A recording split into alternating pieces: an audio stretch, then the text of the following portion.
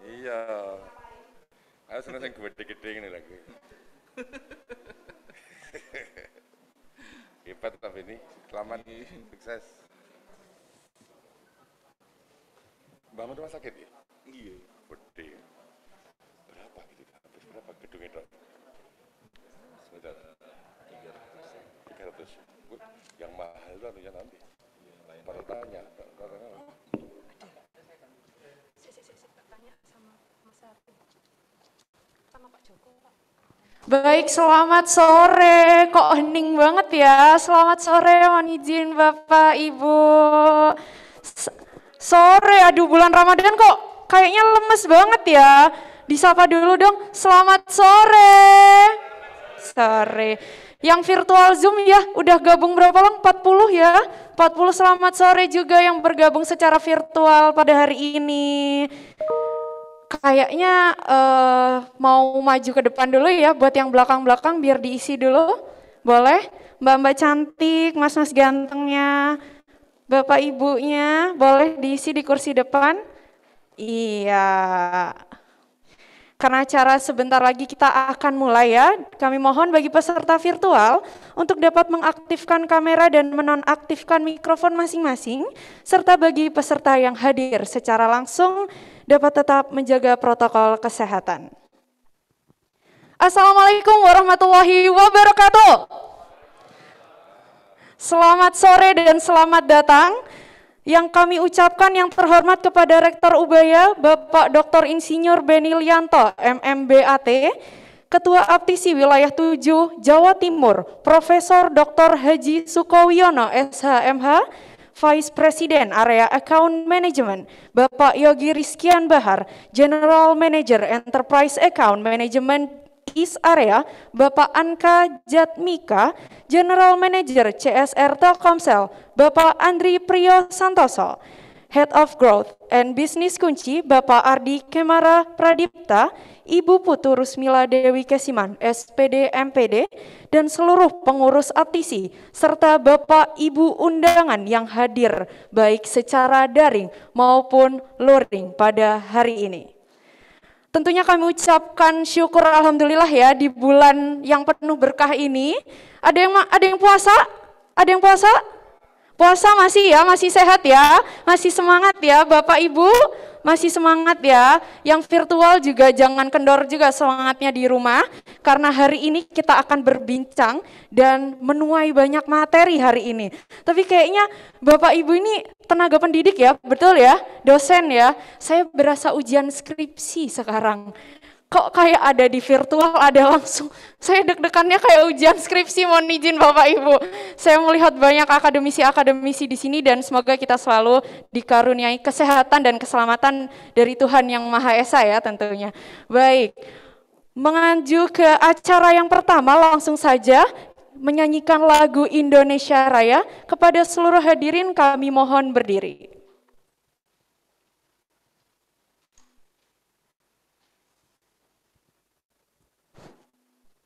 Menyanyikan lagu Indonesia Raya.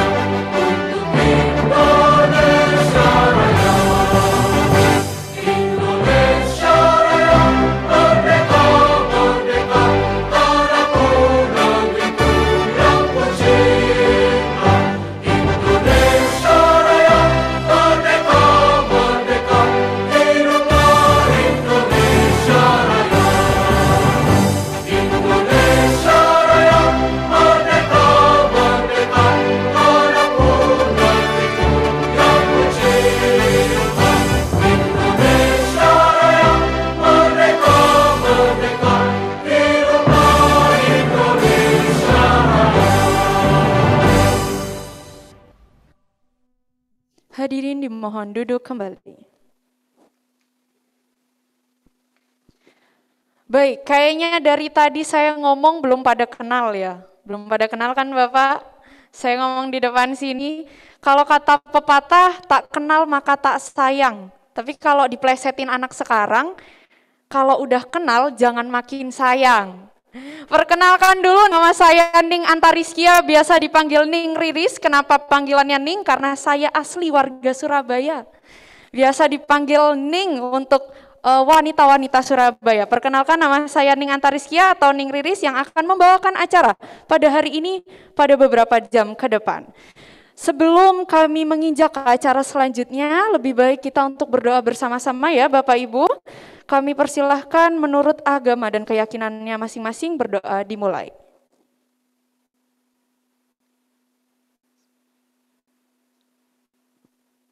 Berdoa selesai. Untuk menginjak acara selanjutnya yaitu kita akan mendengarkan welcome speech yang akan dibawakan pertama oleh Rektor Ubaya. Kami persilahkan kepada Bapak Dr. Insinyur Beni Lianto, MMBAT, waktu dan tempat kami persilahkan.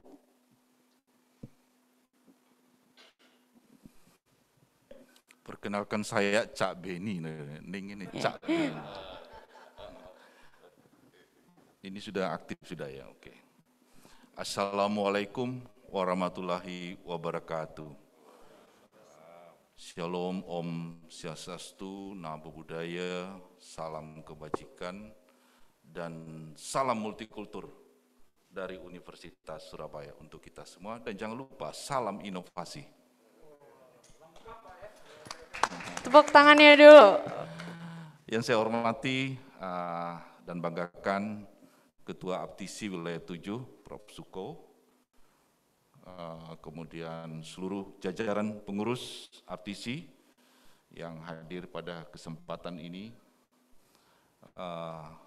yang saya hormati Bapak Darmo Handoyo, mewakili Yayasan Universitas Surabaya, juga pengurus di Aptisi, yang saya hormati seluruh pimpinan perguruan tinggi, teman-teman para rektor, baik yang hadir secara luring maupun yang ada di hadir secara daring. Kemudian yang saya hormati juga dan banggakan Bapak Yogi Rizkian Bahar selaku Vice President Area Account Management ya, yang tadi sudah banyak menjelaskan ya. Jangan-jangan tadi sudah selesai ya, sudah penjelasan sudah lengkap. Mudah-mudahan nanti ini bisa lebih banyak ya. Dan seluruh pimpinan universitas, pimpinan fakultas ya, telah hadir dan seluruh hadirin yang berbahagia.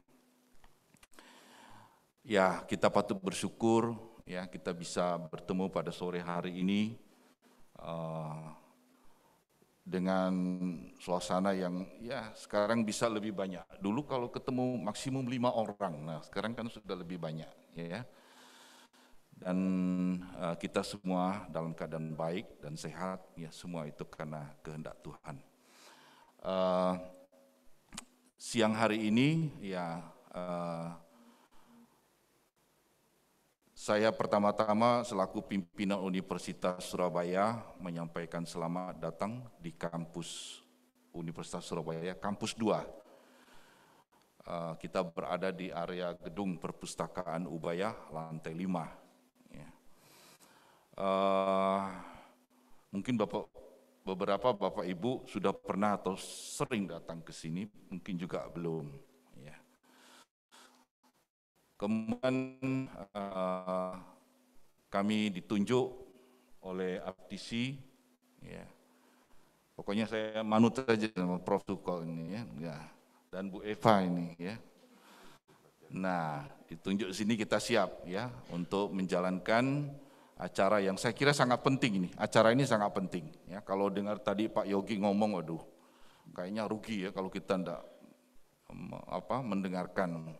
Karena ada banyak peluang ternyata ada banyak peluang yang akan nanti dipaparkan oleh Telkomsel untuk dunia pendidikan.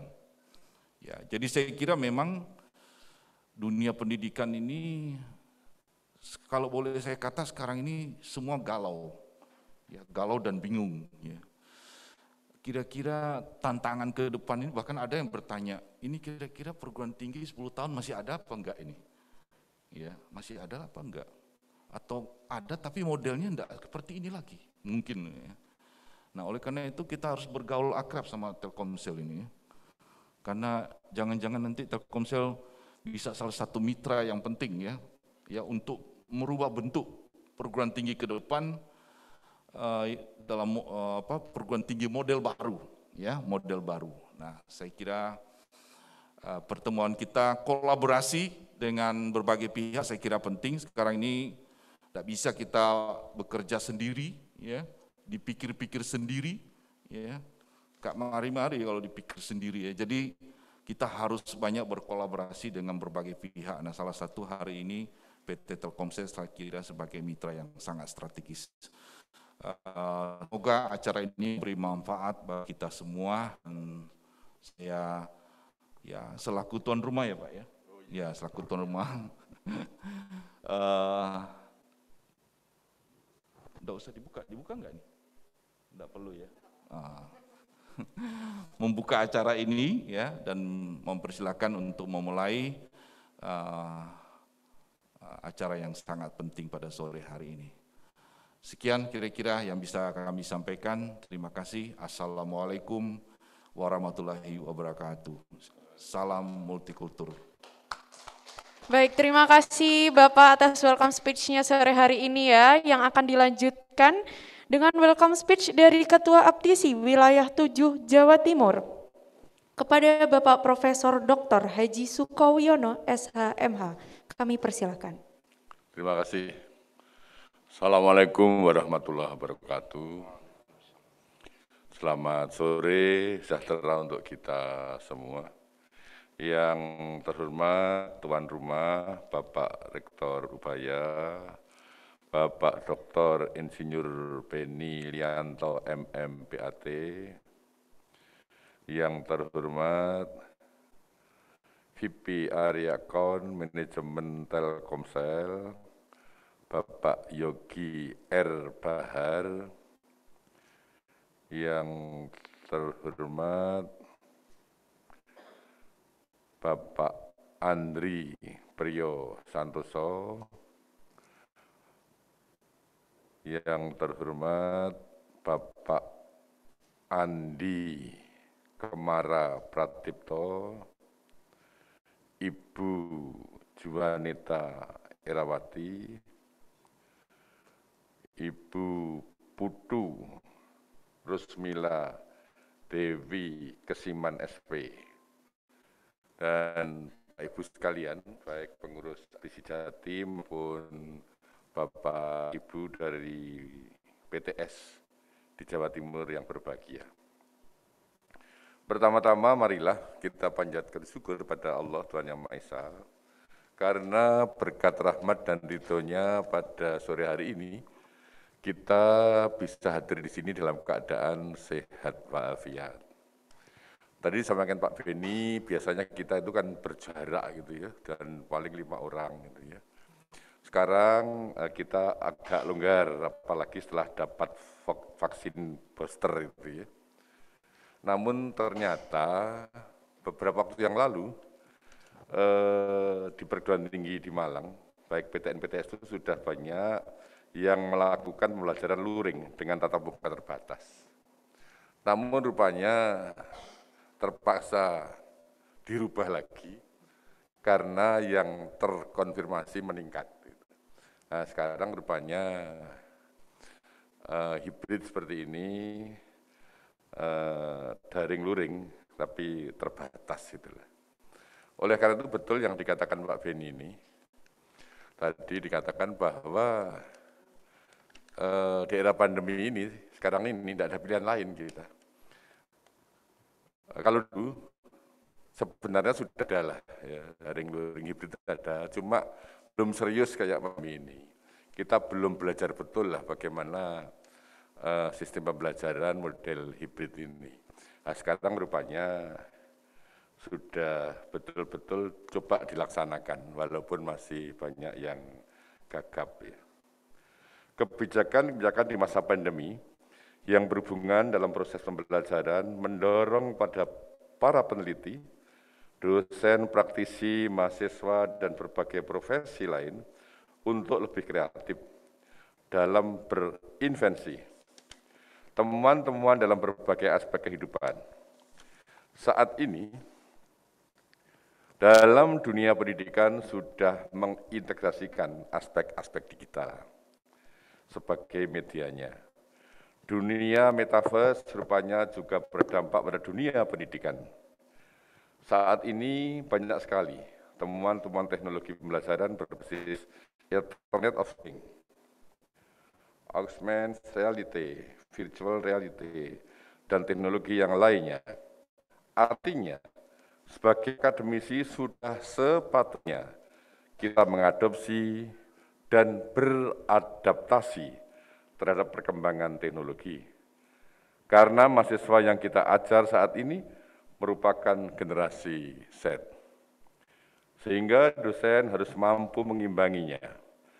Sudah bukan zamannya lagi dosen banyak berbicara di depan kelas secara konvensional, karena dalam perkembangan pembelajaran pun sudah beralih dari pembelajaran humanis ke pembelajaran konstruktivistik. Bukan lagi teacher center melainkan student center. Invensi-invensi yang ditemukan oleh para peneliti, akademisi dan praktisi ini termasuk juga aplikasi atau software dalam proses pembelajaran. Hadirin yang berbahagia, istilah pembelajaran hibrid sebenarnya sudah diwacanakan dari dulu. Namun saya katakan tadi bahwa pelaksanaannya secara menyeluruh belum seperti sekarang ini. Jadi baru ketika ada pandemi inilah istilah daring, luring, dan hibrid ini benar-benar dilakukan dan populer. Semenjak pembelajaran daring telah muncul invensi-invensi tool atau aplikasi seperti Moodle, Zoom, Google Meet, Microsoft Teams, Google Classroom, dan sebagainya. Tentunya dari masing-masing aplikasi itu memiliki kesesuaian masing-masing sesuai dengan kebutuhan pengguna. Hadirin yang saya hormati, selain karena pandemi yang mendorong kita untuk berinvensi, kita juga harus ingat bahwa sekarang ini kita ada pada era disrupsi. Sehingga jika kita mencoba mengingat sejarah revolusi industri dari tahun 1800-an hingga sekarang, kita sudah masuki era 4.0, di mana kegiatan dalam pemenuhan kebutuhan sudah terintegrasi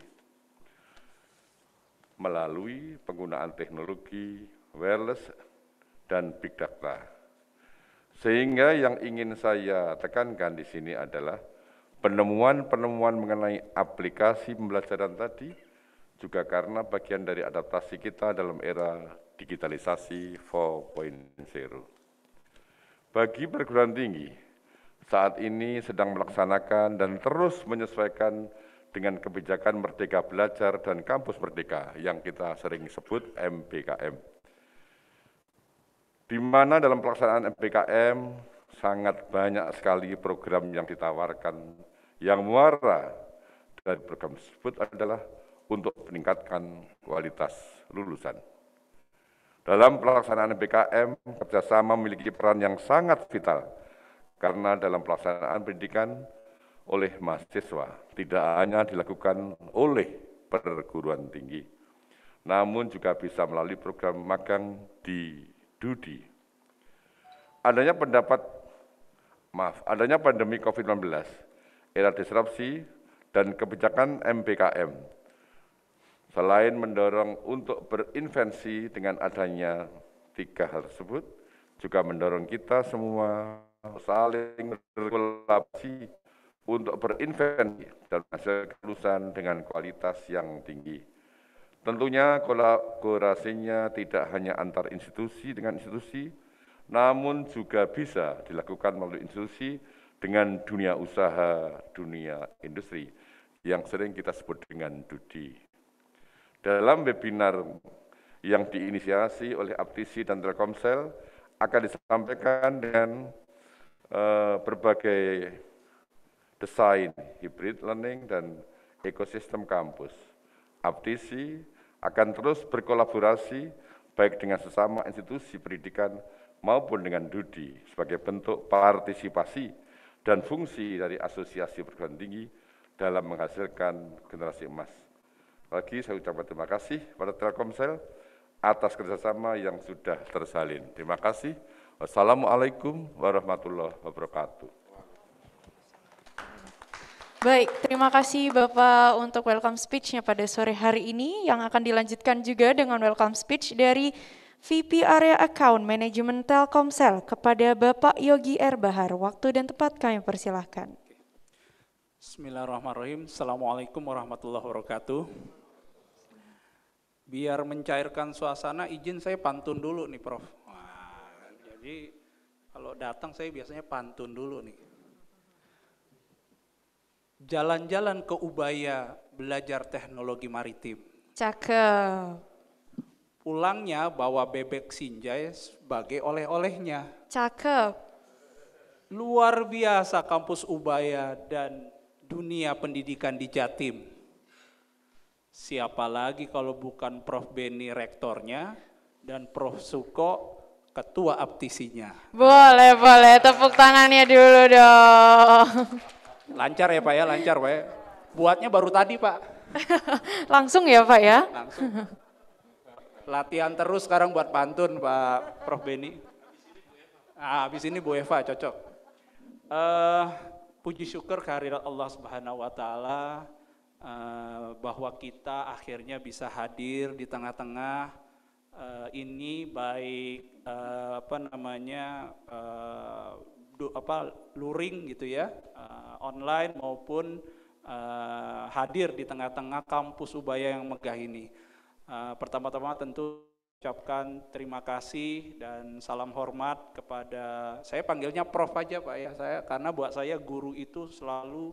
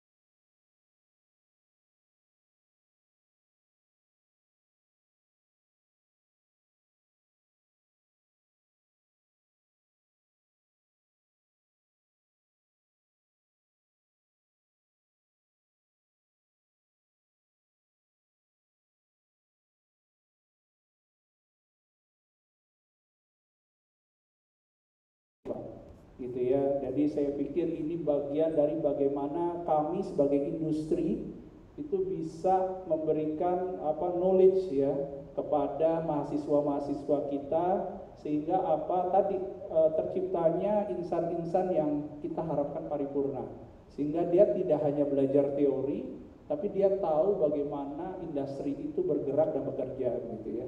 Dan kami sangat terbuka, kebetulan kami membawa tim lengkap. Di sini ada Mas Joko, mohon berdiri Mas Joko, walaupun nggak masuk video ya, tapi namanya Joko kan selalu muda nih harusnya ya, nah, gitu ya. Jadi beliau beliau adalah manajer kami di Jatim khususnya ya di Surabaya, jadi bertempat di Surabaya, jadi bersedia bertemu dengan seluruh rektor maupun seluruh ketua yayasan. Nanti kita akan kasih nomornya Pak. Cowok panggilan Pak, izin Prof. Jadi ini cowok panggilan ya, gitu ya. Kemudian kita juga ada Mas Angka. Nah, beliau ini GM enterprise kita yang berada di Jatim juga, yang juga akan membantu. Jadi bagaimana sekarang engagement, nah ini kata kunci, engagement antara dunia pendidikan dan dunia industri, gitu ya, sehingga kita bisa kolaborasi. Dan gimana nggak seneng Pak kalau mahasiswanya itu dapat sertifikat dari Telkomsel, wah itu langsung masuk CV itu biasanya begitu ya. Jadi ini yang juga kita expect dari dunia pendidikan yang ada di Jatim. Itu poin pertama. Dan yang poin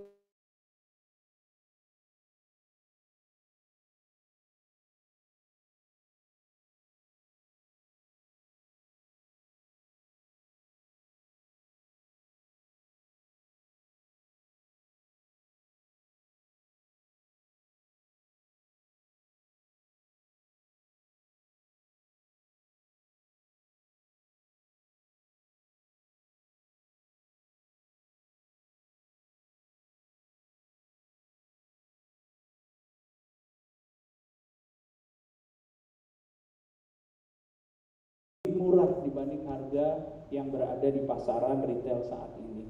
Ini juga kami lihat sebagai engagement, bagaimana kampus dan mahasiswanya juga akan semakin dekat, dan ini win-win gitu ya.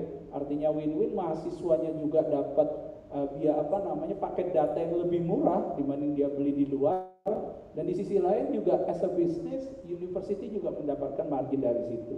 Nah, tadi Mas Jogo sebagai cowok panggilan kita siap untuk berdiskusi gitu ya, bagaimana kita bisa membangun berkolaborasi secara bisnis gitu ya.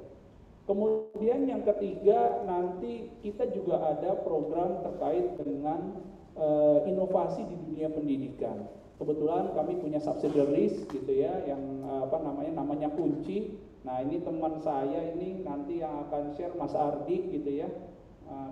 Terkait dengan Kunci ini, bagaimana Telkomsel juga sangat fokus di dunia pendidikan, dan kita membuat video-video terkait dengan tren knowledge gitu ya, platform di dunia pendidikan, yaitu Kunci. Nah, mungkin nanti di dalam kesempatan ini ada nanti di share, izin Pak Rektor dan Pak Ketua Aptisi untuk bisa kita share terkait dengan platform Kunci kita. Kemudian kita juga ada Indonesian Next atau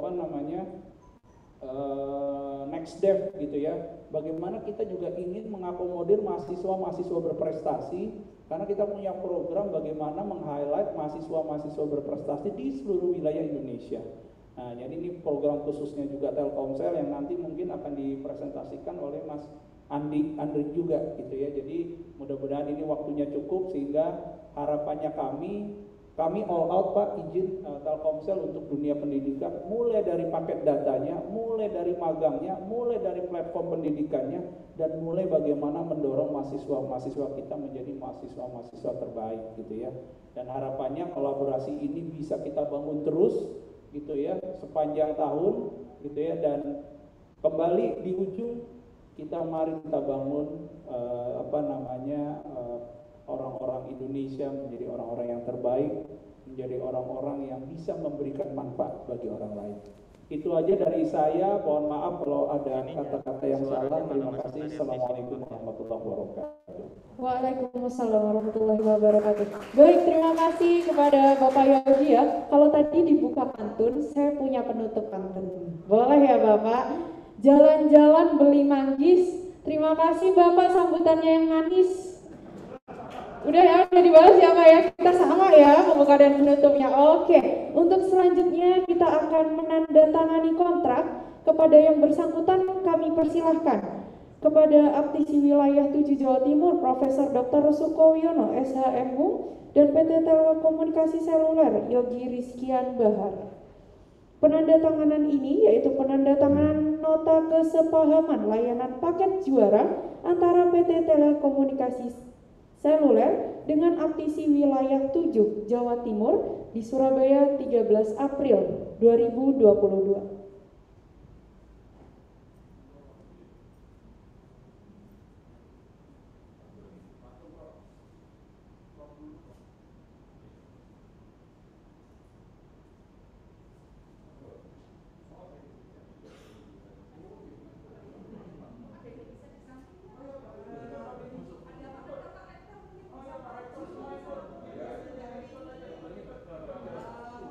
persilahkan Bapak untuk menempati di depan untuk menandatangani kontrak bersama.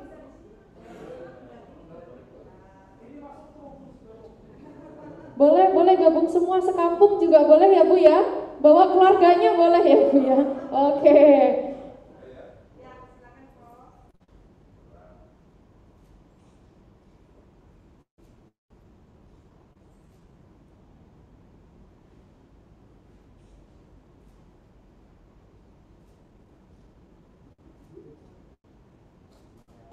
Baik, tepuk tangannya. Terima kasih atas penandatanganan nota kesepahaman layanan paket juara antara PT Telekomunikasi Seluler dengan Aptisi Wilayah 7 Jawa Timur.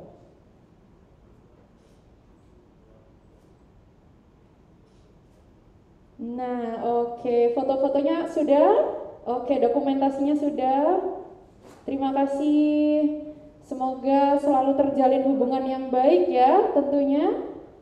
Oke. Oke, selanjutnya akan dilakukan penyerahan plakat.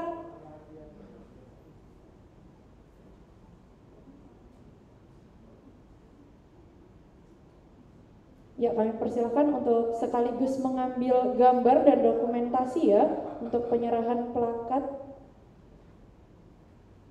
dari PT Telekomunikasi Seluler, mohon maaf, dengan Aptisi Wilayah 7 Jawa Timur. Baik, tepuk tangannya hadirin sekalian.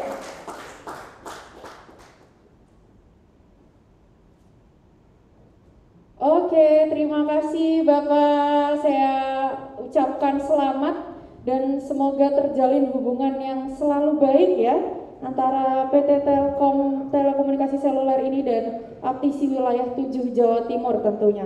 Nah, untuk selanjutnya kayaknya kita ngabuburit enaknya memang dengerin materi ya, biar nambah ilmunya, biar nambah pengetahuannya. Nah, untuk materi yang pertama akan disampaikan oleh Bapak Andri Priyo Santoso, yaitu tentang mengembangkan kompetensi mahasiswa melalui program NextDev, Indonesia Next, TEDC, dan Internet Baik. Waktu dan tempat kami persilahkan.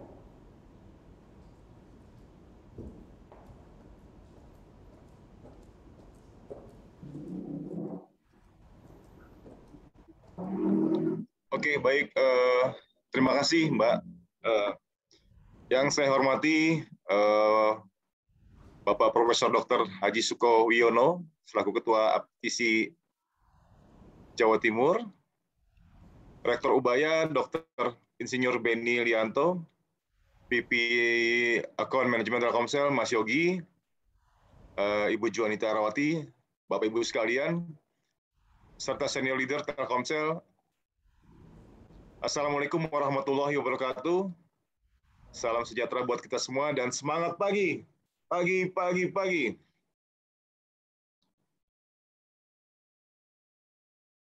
Senang sekali pada sore hari ini saya bisa bergabung di kegiatan virtual, meskipun virtual ya. Mohon izin Bapak Ibu sekalian, saya coba ingin menyampaikan beberapa hal yang kami Telkomsel lakukan, khususnya kami di CSR. Jadi CSR ini berada di bawah subdirektoratnya Korkom. Jadi Korkom, kita ada di bawah Korkom, dan sore hari ini juga saya nggak sendiri dari CSR, ada rekan-rekan saya, ada Mas Hadi Sucipto, ada Mbak Nova, ada Mas Gumilar. Saya coba flashback saja mengenai beberapa kegiatan CSR Telkomsel yang berkaitan dengan dunia pendidikan. Sesuai dengan tagline kami di Telkomsel bahwa program kami Making Social Impact Through Technology, karena memang core bisnis kita adalah teknologi. Jadi implementasi dari program CSR kita juga berkaitan dengan apa yang kita bisa support dari sisi teknologi yang kita punya. Ini sedikit gambaran tentang Telkomsel. Telkomsel sekarang mau ke 27 tahun. Dan infrastruktur jaringan apa saja yang kita punya jumlah BTS ada kurang lebih 234.000 BTS. Di awal kita sudah sampaikan dalam video presentasi kita sudah memiliki 164 juta pelanggan, 115 juta pelanggan diantaranya sudah merupakan pelanggan yang data usage ya, dan kepemilikan saham Telkomsel terdiri dari 65% saham milik Telkom Indonesia, 35% adalah saham Singapore Telecom.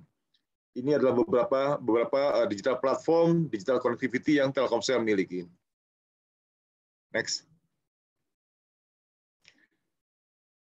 Nah, ini adalah histori ya. Jadi sejarah Telkomsel berdiri mulai 1995 sampai di hari ini ya. Beberapa milestone yang sudah Telkomsel raih. Di tahun 1997 kita merilis Simpati gitu ya. Dan 2003 kita rilis layanan roaming prabayar pertama di Indonesia. 2006 kita rilis dengan jaringan 3G pertama Indonesia. 2001 kita punya milestone 100 juta pelanggan. Ya. 2018 kita mulai masuk ke era 5G experience. Itu kita trial dalam event Asian Games. 2020 kita berpartner ya strategic investment dengan startup Gojek.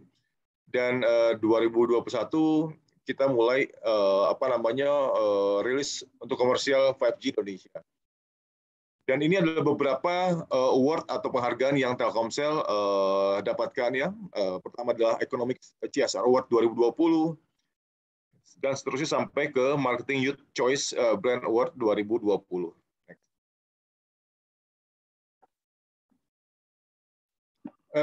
Bapak Ibu sekalian saya hormati, di sore hari ini juga saya akan coba sampaikan mungkin beberapa yang sudah paham ya, ada beberapa yang sudah baru tahu bahwa kami di tahun lalu tepatnya di 18 Juni 2021 sudah merilis ya merevamp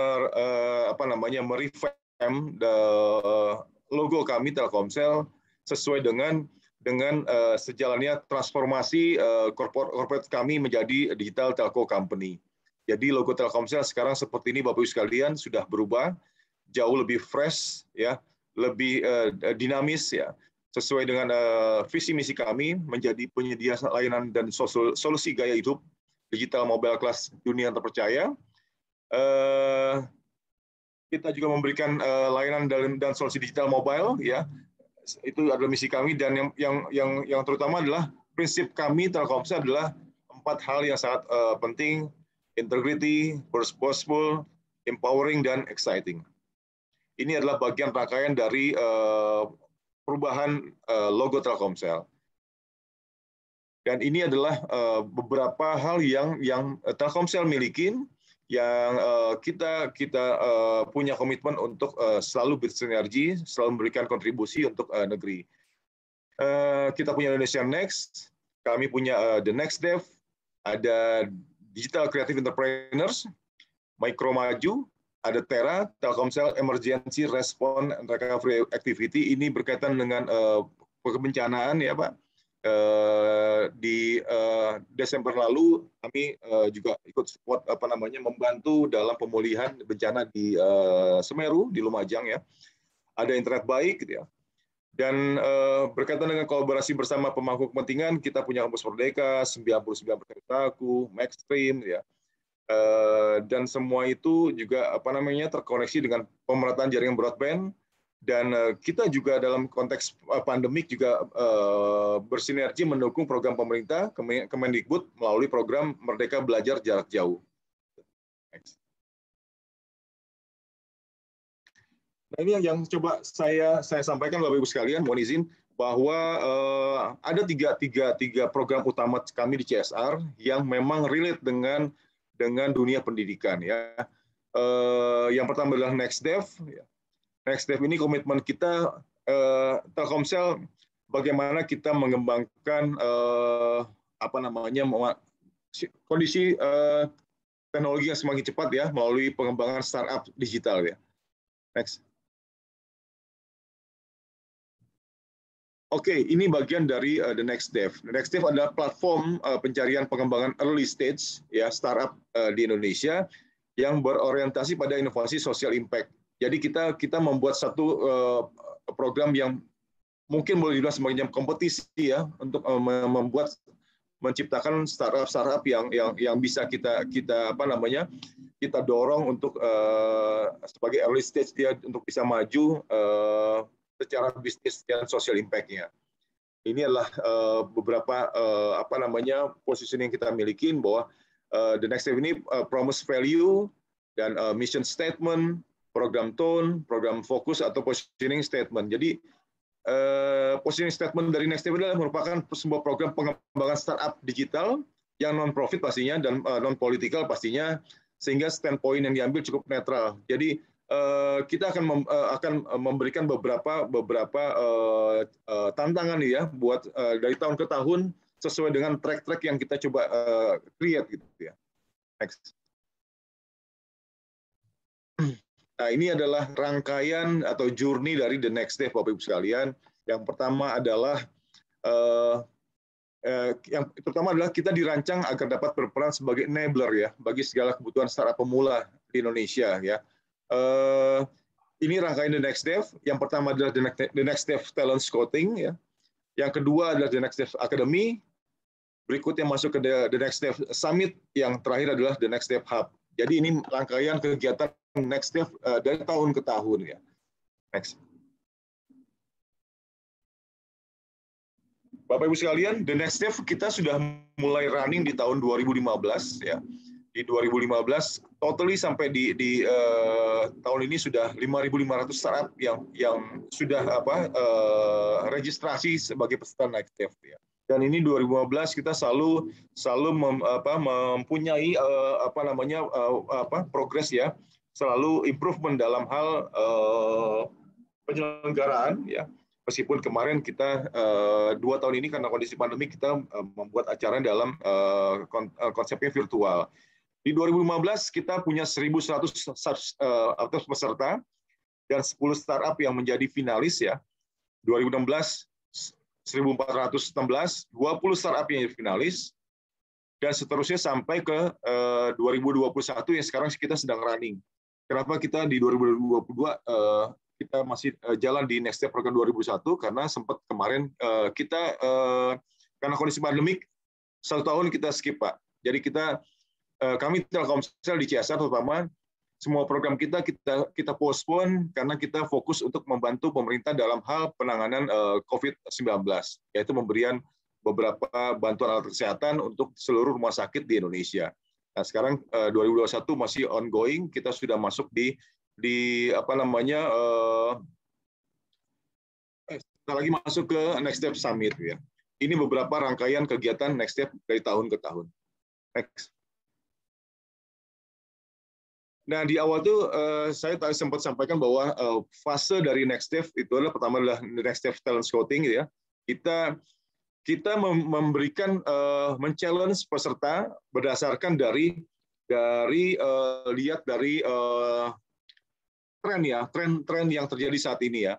Dan kita memiliki ada 4 track yang kita lombakan. Yang pertama tentang health, yang kedua education, track ketiga adalah ekonomi, dan track keempat adalah environment, gitu ya.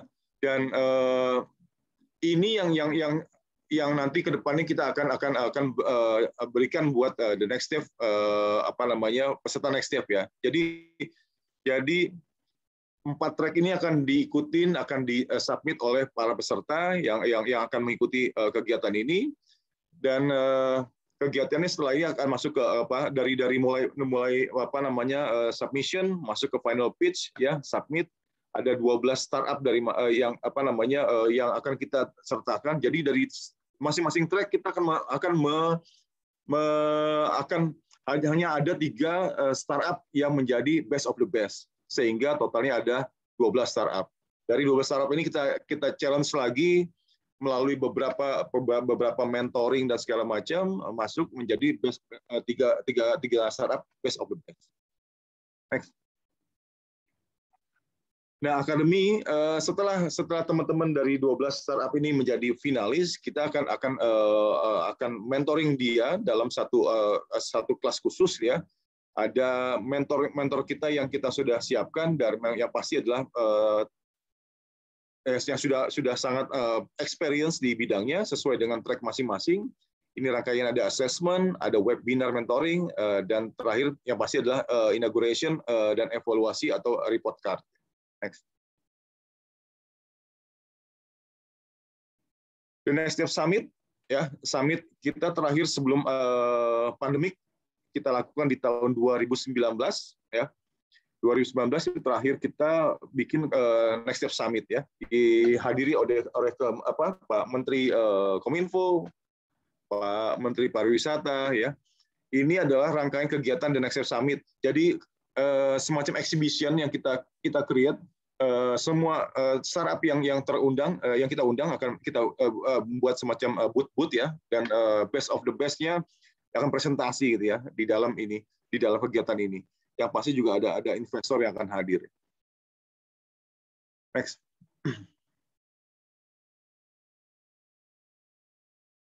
Nah, ini adalah The Next Step Hub, Bapak Ibu sekalian. Jadi dari 2015 sampai di 2021 kita punya database berapa banyak submission atau data dari partner-partner kita yang ngikutin kegiatan Next Step. Dan kita membuat satu deck khusus sebagai database dalam startup yang selama ini Next Step create gitu ya. Mulai dari 2015 sampai 2021. Database center ini terdiri dari 5.000 startup yang sesuai dengan platform atau dari track yang masing-masing, gitu ya. Dari ini ada semacam hal baru di kita. Kita punya namanya Digital Talent Academy, gitu ya. Dan ini sudah kita coba trial di 2021 dan kemungkinan kedepannya akan coba kita carry over terus karena kita melihat kita akan membidik gak cuma hanya startup yang memang sudah early stage yang sudah mulai rilis ya, tapi paling tidak kita juga pengen men-challenge mahasiswa ya, yang memang mereka sudah punya pemikiran kedepannya akan coba menjadi seorang startup gitu ya. Dan di 2021 kita sudah memiliki namanya Digital Talent Academy. Kita cari beberapa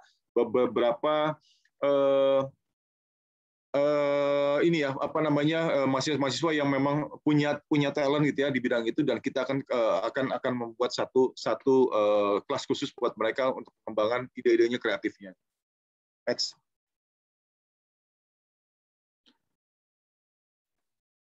Oke, ini adalah bagian dari komunikasi kami di The Next Step.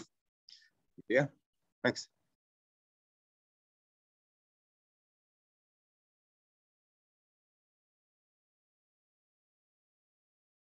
Oke, ini adalah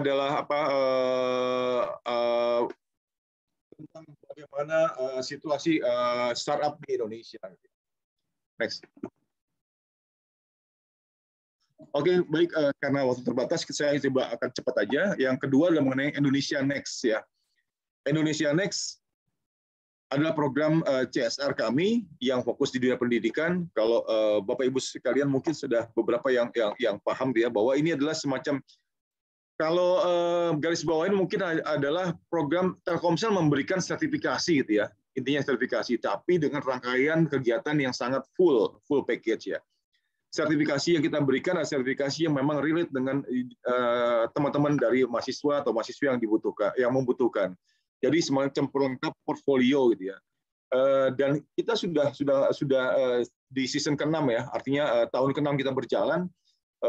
Meskipun pandemik di 2 tahun terakhir ini kita tetap berjalan dalam konsepnya adalah online ya, virtual gitu ya. Next. Oke, Indonesia Next ya, diikuti oleh kalangan mahasiswa kampus. Kalau kita lihat dari perjalanannya adalah di season pertama 2016 kita masih sifatnya adalah roadshow itu ke beberapa kampus di Indonesia bergantian dari tahun ke tahun gitu ya. Ada 6 kota yang kita datangin, 9.018 registrasi mahasiswa terdiri dari 344 universitas di Indonesia. Dan seterusnya sampai ke 2021-22.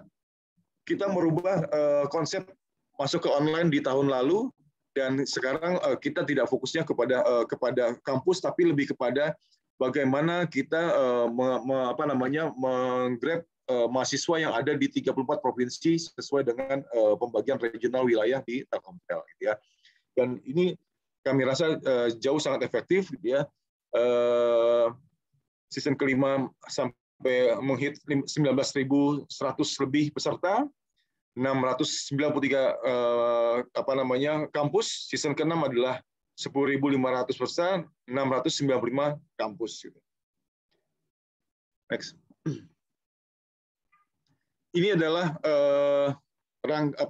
kegiatan sertifikasi yang kita berikan buat mahasiswa, Bapak Ibu sekalian. Seperti yang saya sampaikan bahwa sebenarnya Indonesia Next mungkin garis bawahnya adalah pemberian sertifikasi gratis dari Telkomsel melalui beberapa rangkaian kegiatan, ya.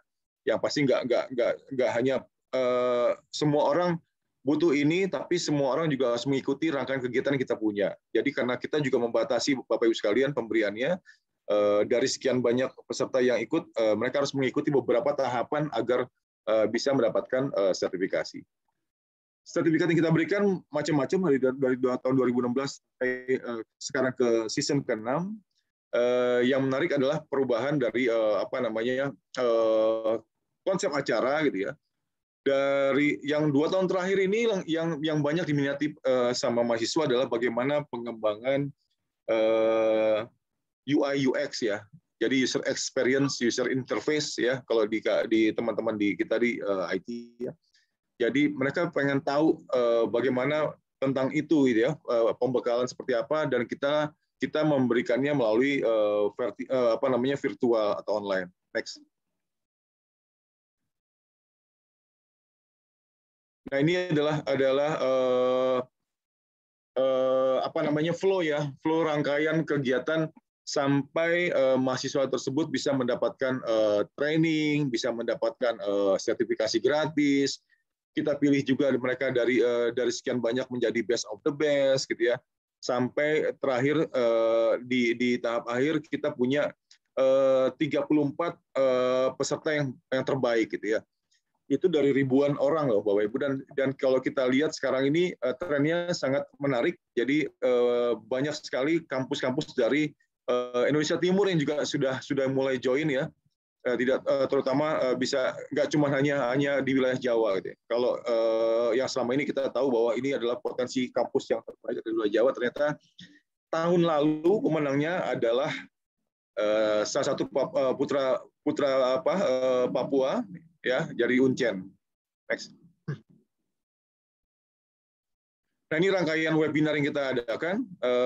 Kita selalu memberikan beberapa narasumber yang sangat qualified, ya, sesuai bidangnya, yang teman-teman juga sangat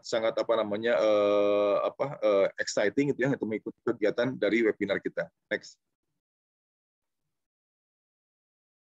Nah, ini hard training dokumentasi yang kita punya. Kita memberikan training terkait dengan Adobe, Microsoft Office, dan segala macam. Next. Ini dokumentasi yang kita punya. Next. Nah, ini yang saya bilang menarik, perkembangan NextDev dari 2016 sampai sekarang, bahwa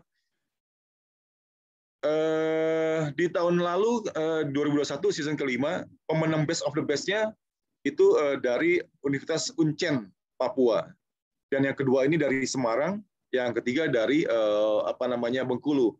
Dari 39 finalis ini ada beberapa yang memang pasti dari Jawa Timur, Brawijaya, gitu ya, dari Unair juga ada, dan wilayah Jawa lainnya. Hanya saja kita melihatnya ini sudah mulai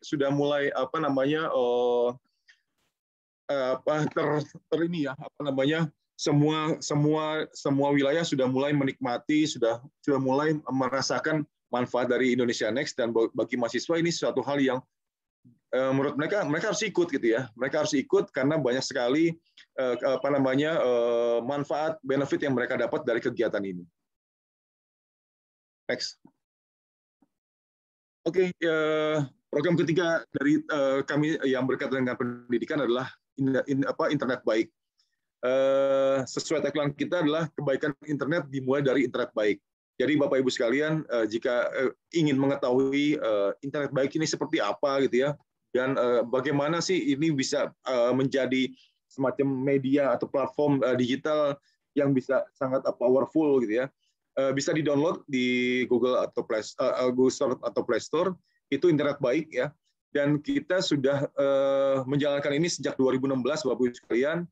Seperti kegiatan Indonesia Next Day tahun-tahun sebelumnya di 2016 kita lakukan melalui kegiatan roadshow gitu ya. Sebenarnya ini boleh dibilang internet baik adalah program CSR yang lebih kepada social movement ya, karena kita melihat bahwa kecepatan teknologi gitu ya, kecepatan teknologi yang ada, dan kami Telkomsel sebagai telco company dan sekarang menjadi digital telco company mempunyai kewajiban ya, mempunyai tanggung jawab untuk bagaimana juga berperan menjadi semacam kontrol bagi teman-teman khususnya di kalangan anak sekolah gitu ya. Bagaimana cara mereka bisa memanfaatkan kecepatan internet ini dengan positif. Ini adalah kita lakukan sejak 2016. Programnya adalah seminar webinar, training of trainer. Kita berikan handbook juga, modul digital, dan peserta dari awal itu adalah orang tua, guru-guru sekolah, dan yang pasti adalah dari murid-murid sekolah ya. Dan kita di tahun ini sudah mengembangkan platform digital internet baik dari web maupun apps ya. Next.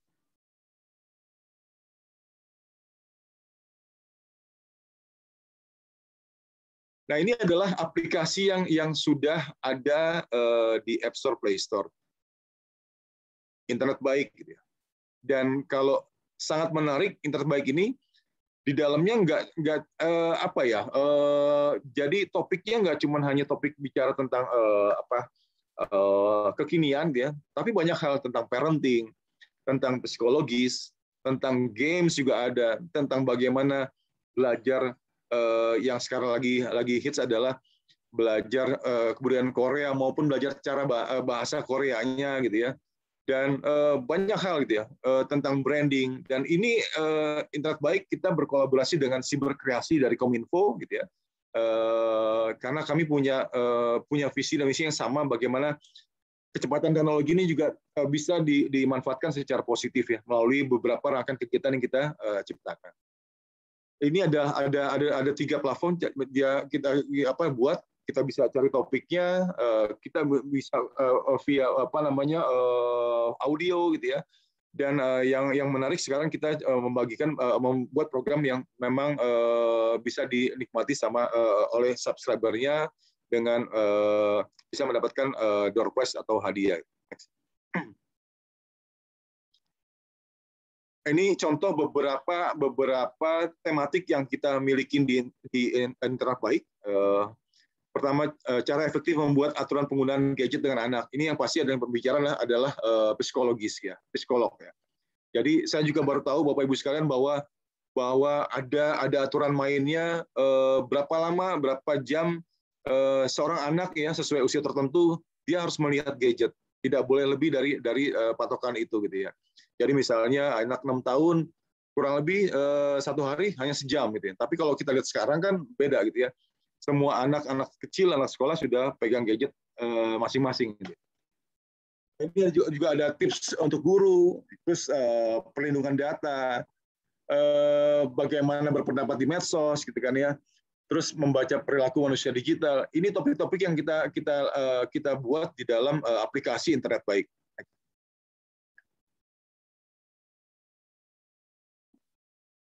Nah, untuk yang sekarang kita sudah rilis internet baik ini aplikasi di awal tahun ya, dan kita juga kembangkan melalui podcast ya. Ada podcast yang berkaitan dengan parenting, games dan gamers, digital literasi, ada kegiatan konten kreator, banyak banget ya yang kita coba create di sini. Kalau mau belajar fotografi, ayo gitu kan ya. Mau dengerin tentang bagaimana menjadi seorang gamers yang juga secara apa namanya dari kegiatan belajar tidak terganggu, tapi dia juga bisa main dengan baik, juga ada di sini gitu ya. Next.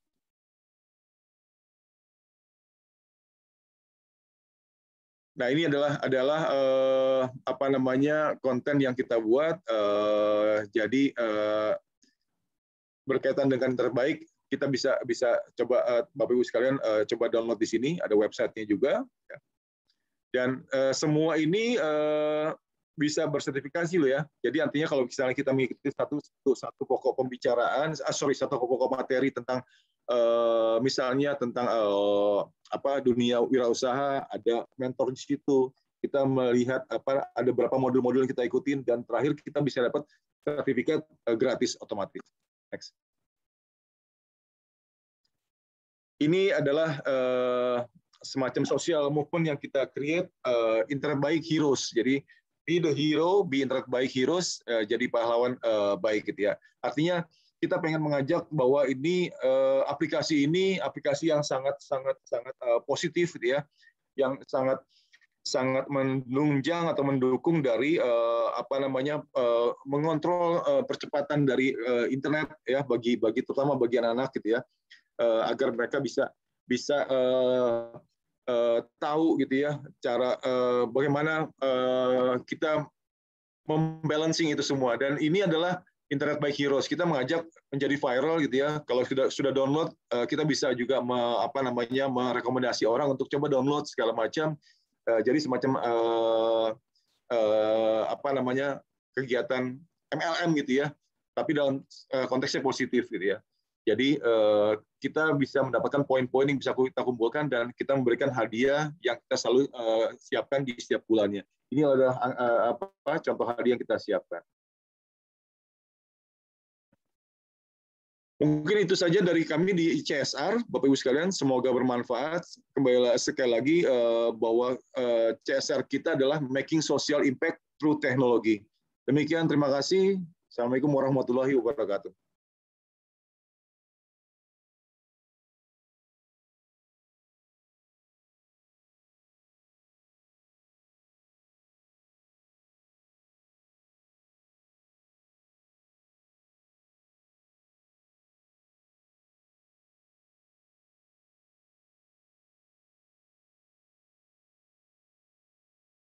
Kepada Bapak Ardi, apakah sudah tersambung? Ya, Mbak. Ardi. Oke. Beda orang atau sama penyampaian materinya? Beda, Mas Ardi Kemara. Mas Ardi Kemara Pradipta, mohon maaf. Ya, halo, selamat sore. Silakan Mas Ardi. Oke, selamat sore semuanya, Bapak dan Ibu. Assalamualaikum warahmatullahi wabarakatuh. Ini materinya di-share dari teman-teman Telkomsel atau saya share sendiri ini?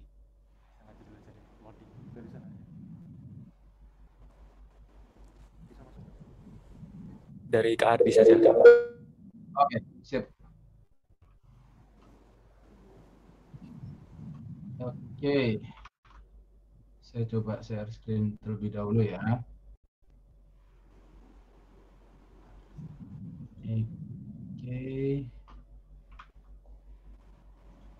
apakah udah terlihat materinya? Masih loading?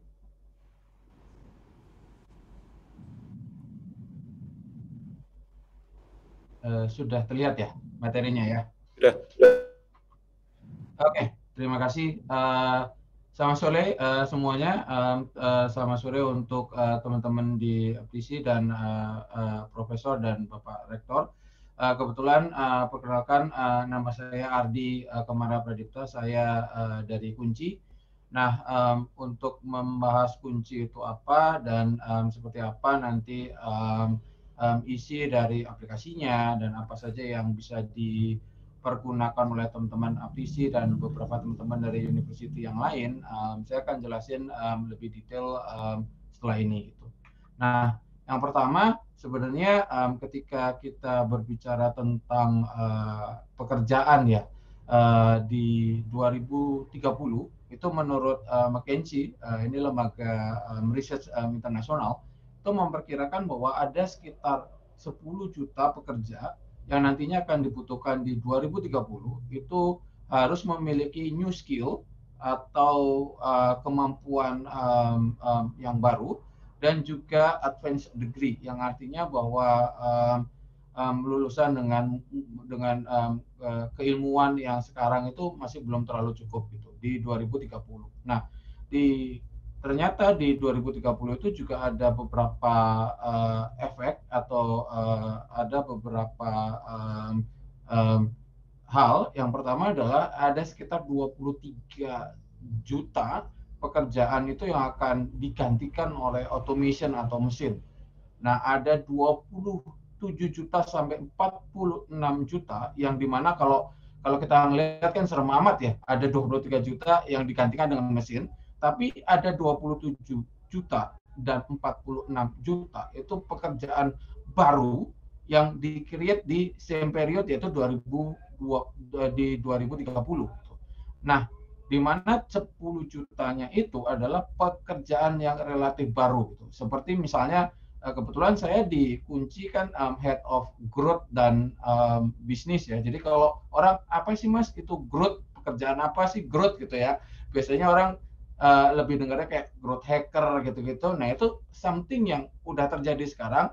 Kayak ada beberapa company yang butuh data analis, butuh data arsitektur, butuh data mining gitu-gitu. Itu something yang baru dan itu sangat dibutuhkan sekarang, di mana ketika kita cari di lowongan pekerjaan itu nggak ada orang dengan talent tersebut gitu. Nah, dari hal itu ada 3 efek yang akan terjadi di 2030. Yang pertama adalah ada orang yang akan kehilangan pekerjaan, ada juga pekerjaan baru yang akan lahir, dan ada juga orang yang pekerjaannya berubah. Yang sekarang kerjanya misalnya landscape-nya akuntansi gitu, tiba-tiba berubah jadi digital marketing gitu. Berubah lagi jadi developer UI UX gitu. Dan itu pekerjaan itu semuanya relatif baru dan itu dibutuhkan, itu akan sangat dibutuhkan bagi teman-teman ataupun bagi mahasiswa yang nantinya akan lulus dan akan bekerja di tahun 2030 itu harus punya beberapa skill yang baru. Nah, challenge-nya adalah ketika kita bicara soal gimana caranya kita untuk upskilling skill kita gitu. Nah, poin nomor 1 itu berdasarkan research kita itu selalu beberapa teman-teman itu berkata bahwa ketika kita mau upgrade skill itu nggak terlalu banyak konten yang lokal. Ketika kita lari ke YouTube, ketika kita lari ke mana-mana, itu kebanyakan kontennya itu adalah konten-konten yang sifatnya non-Indonesian gitu, atau kebanyakan itu bukan konten lokal gitu. Nah, dan kebanyakan itu soalnya teori bukan praktikal gitu. Nah, ini concern pertama. Concern yang kedua adalah karena dengan adanya kecanggihan teknologi dan adanya kemudahan untuk orang membuat konten, maka semua orang jadi mentor, semua orang jadi instructor. Baik itu yang background yang nggak jelas gitu ya, tiba-tiba jadi pakar A gitu.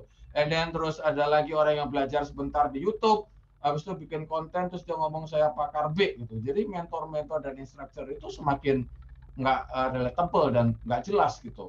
Nah, yang ketiga adalah ini tadi, bahwa ketika kita mau upskilling gitu ya, itu mereka tuh butuh ilmunya tuh update gitu. Update itu artinya apa? Ketika kita belajar misalnya let's say digital marketing gitu ya, ketika kita posting, kemarin postingannya rame, habis itu dua bulan lagi postingnya jadi sepi gitu. Kenapa? Karena algoritmanya udah berubah gitu. Nah, ini pelajaran ini tuh harus continuous learning. Jadi harus belajar terus-terusan gitu. Nah, ini something yang terkait dengan upskilling. Jadi kalau saya belajar udah kemarin, oh ternyata ilmunya udah berubah lagi gitu, karena memang perkembangannya sangat cepat gitu. Dan yang paling banyak itu adalah bingung mau mulai dari mana, bingung mau belajarnya dari step yang mana gitu, dan kebanyakan informasi dari kanan dan kiri sehingga mereka bingung untuk memulai kira-kira mereka harus start dari mana gitu. Nah, ini problemnya saya rasa hampir mirip dihadapin oleh teman-teman di university gitu kan ya. Begitu pula juga beberapa teman-teman yang mahasiswa yang nantinya akan lulus itu akan sama problemnya gitu. Nah, Dan juga ketika kita ngomongin pemerintah, gitu, sebenarnya pemerintah itu Indonesia itu juga sudah very proaktif ya menghadapi apa yang akan terjadi di 2030 dengan mencoba untuk mensupport dengan kartu prakerja dan lain-lain gitu ya. Jadi ini tuh sebenarnya concern ini juga menjadi concern nasional ya, di mana sebenarnya skill yang ada di mahasiswa kita atau yang dihadapin oleh Bapak dan Ibu sekalian itu harus emang diupdate gitu. Nah, cara ngupdate-nya gimana? Nah, itulah sebenarnya kita hadir. Itulah kita hadir dengan kunci di mana kita akan ngebantu teman-teman mahasiswa atau bahkan dari kita sendiri yang mau upgrade skill gitu itu bisa terbantu gitu. Nah, apa itu kunci? Mungkin saya summary dari video company profile kita.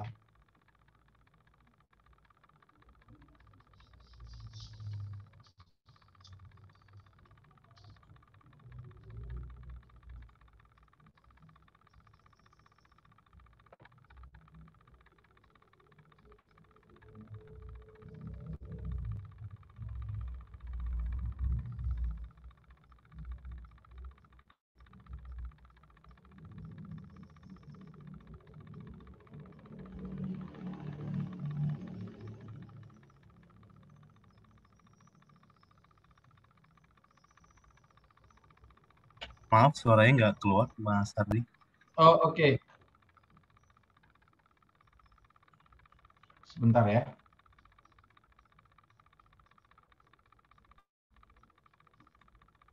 Saya coba post dulu. Mohon maaf sebelumnya. Sebentar ya. Ini saya coba untuk share.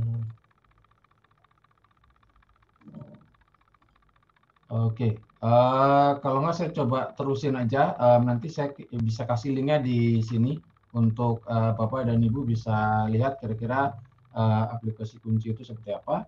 Nah, ini saya coba untuk share screen saya lagi. Ini apakah saya sudah kembali untuk share screen? Udah terlihat?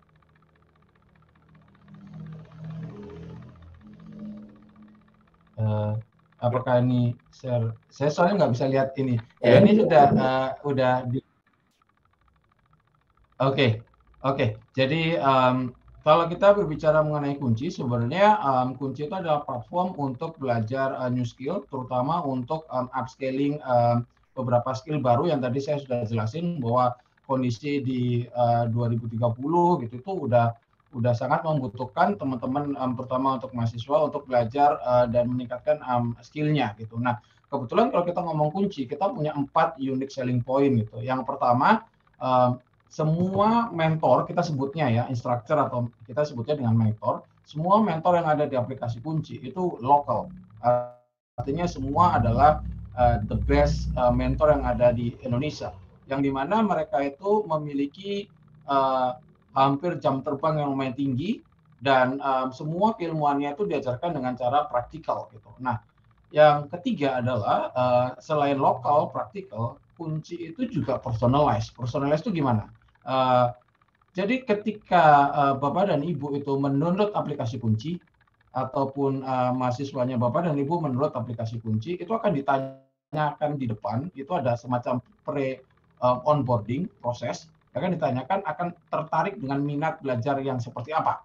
Apakah mau belajar tentang bisnis F&B, apakah mau belajar tentang bisnis fashion, gitu. Apakah sedang membuka toko online baru, gitu. Nah, itu akan ditanyakan di depan sehingga aplikasi kunci menggunakan machine learning bisa menyarankan proses belajar selanjutnya seperti apa gitu. Jadi kurikulumnya dibikin sendiri. Itu ya kelebihan dari machine learning yang kita develop di aplikasi kunci gitu. Nah, yang kedua adalah kita menyadarin bahwa ketika kita belajar dan bermain itu akan lebih efektif gitu, ketimbang belajar hanya misalnya satu arah gitu. Tidak ada rewardnya. Nah, ketika belajar di aplikasi kunci, itu setiap kali kita melihat video, itu kita akan mendapatkan poin. Di mana poin tersebut bisa ditukarkan dengan berbagai macam voucher, berbagai macam barang gitu, yang nantinya bisa akan menjadi penyemangat bagi teman-teman itu untuk belajar di aplikasi kunci. Nah, Yang ketiga adalah di aplikasi kunci itu terdapat yang namanya mentoring session. Nah, apabila kita itu sudah belajar dengan satu arah ya, kebetulan kalau dikuncikan video on demand ya, artinya belajarnya via video. Nah, ketika kadang kita belajarnya itu satu arah, kita kan kadang punya pertanyaan. Jadi misalnya, oh ini kalau lebih detailnya seperti apa ya, gimana ya caranya supaya ini tuh seperti ini gitu misalnya. Nah, pertanyaan tersebut bisa diajukan dengan cara menukarkan poin tadi. Jadi poin tadi itu selain mendapatkan reward berupa barang gitu, nah itu juga bisa ditukarkan sebagai mentoring one on one.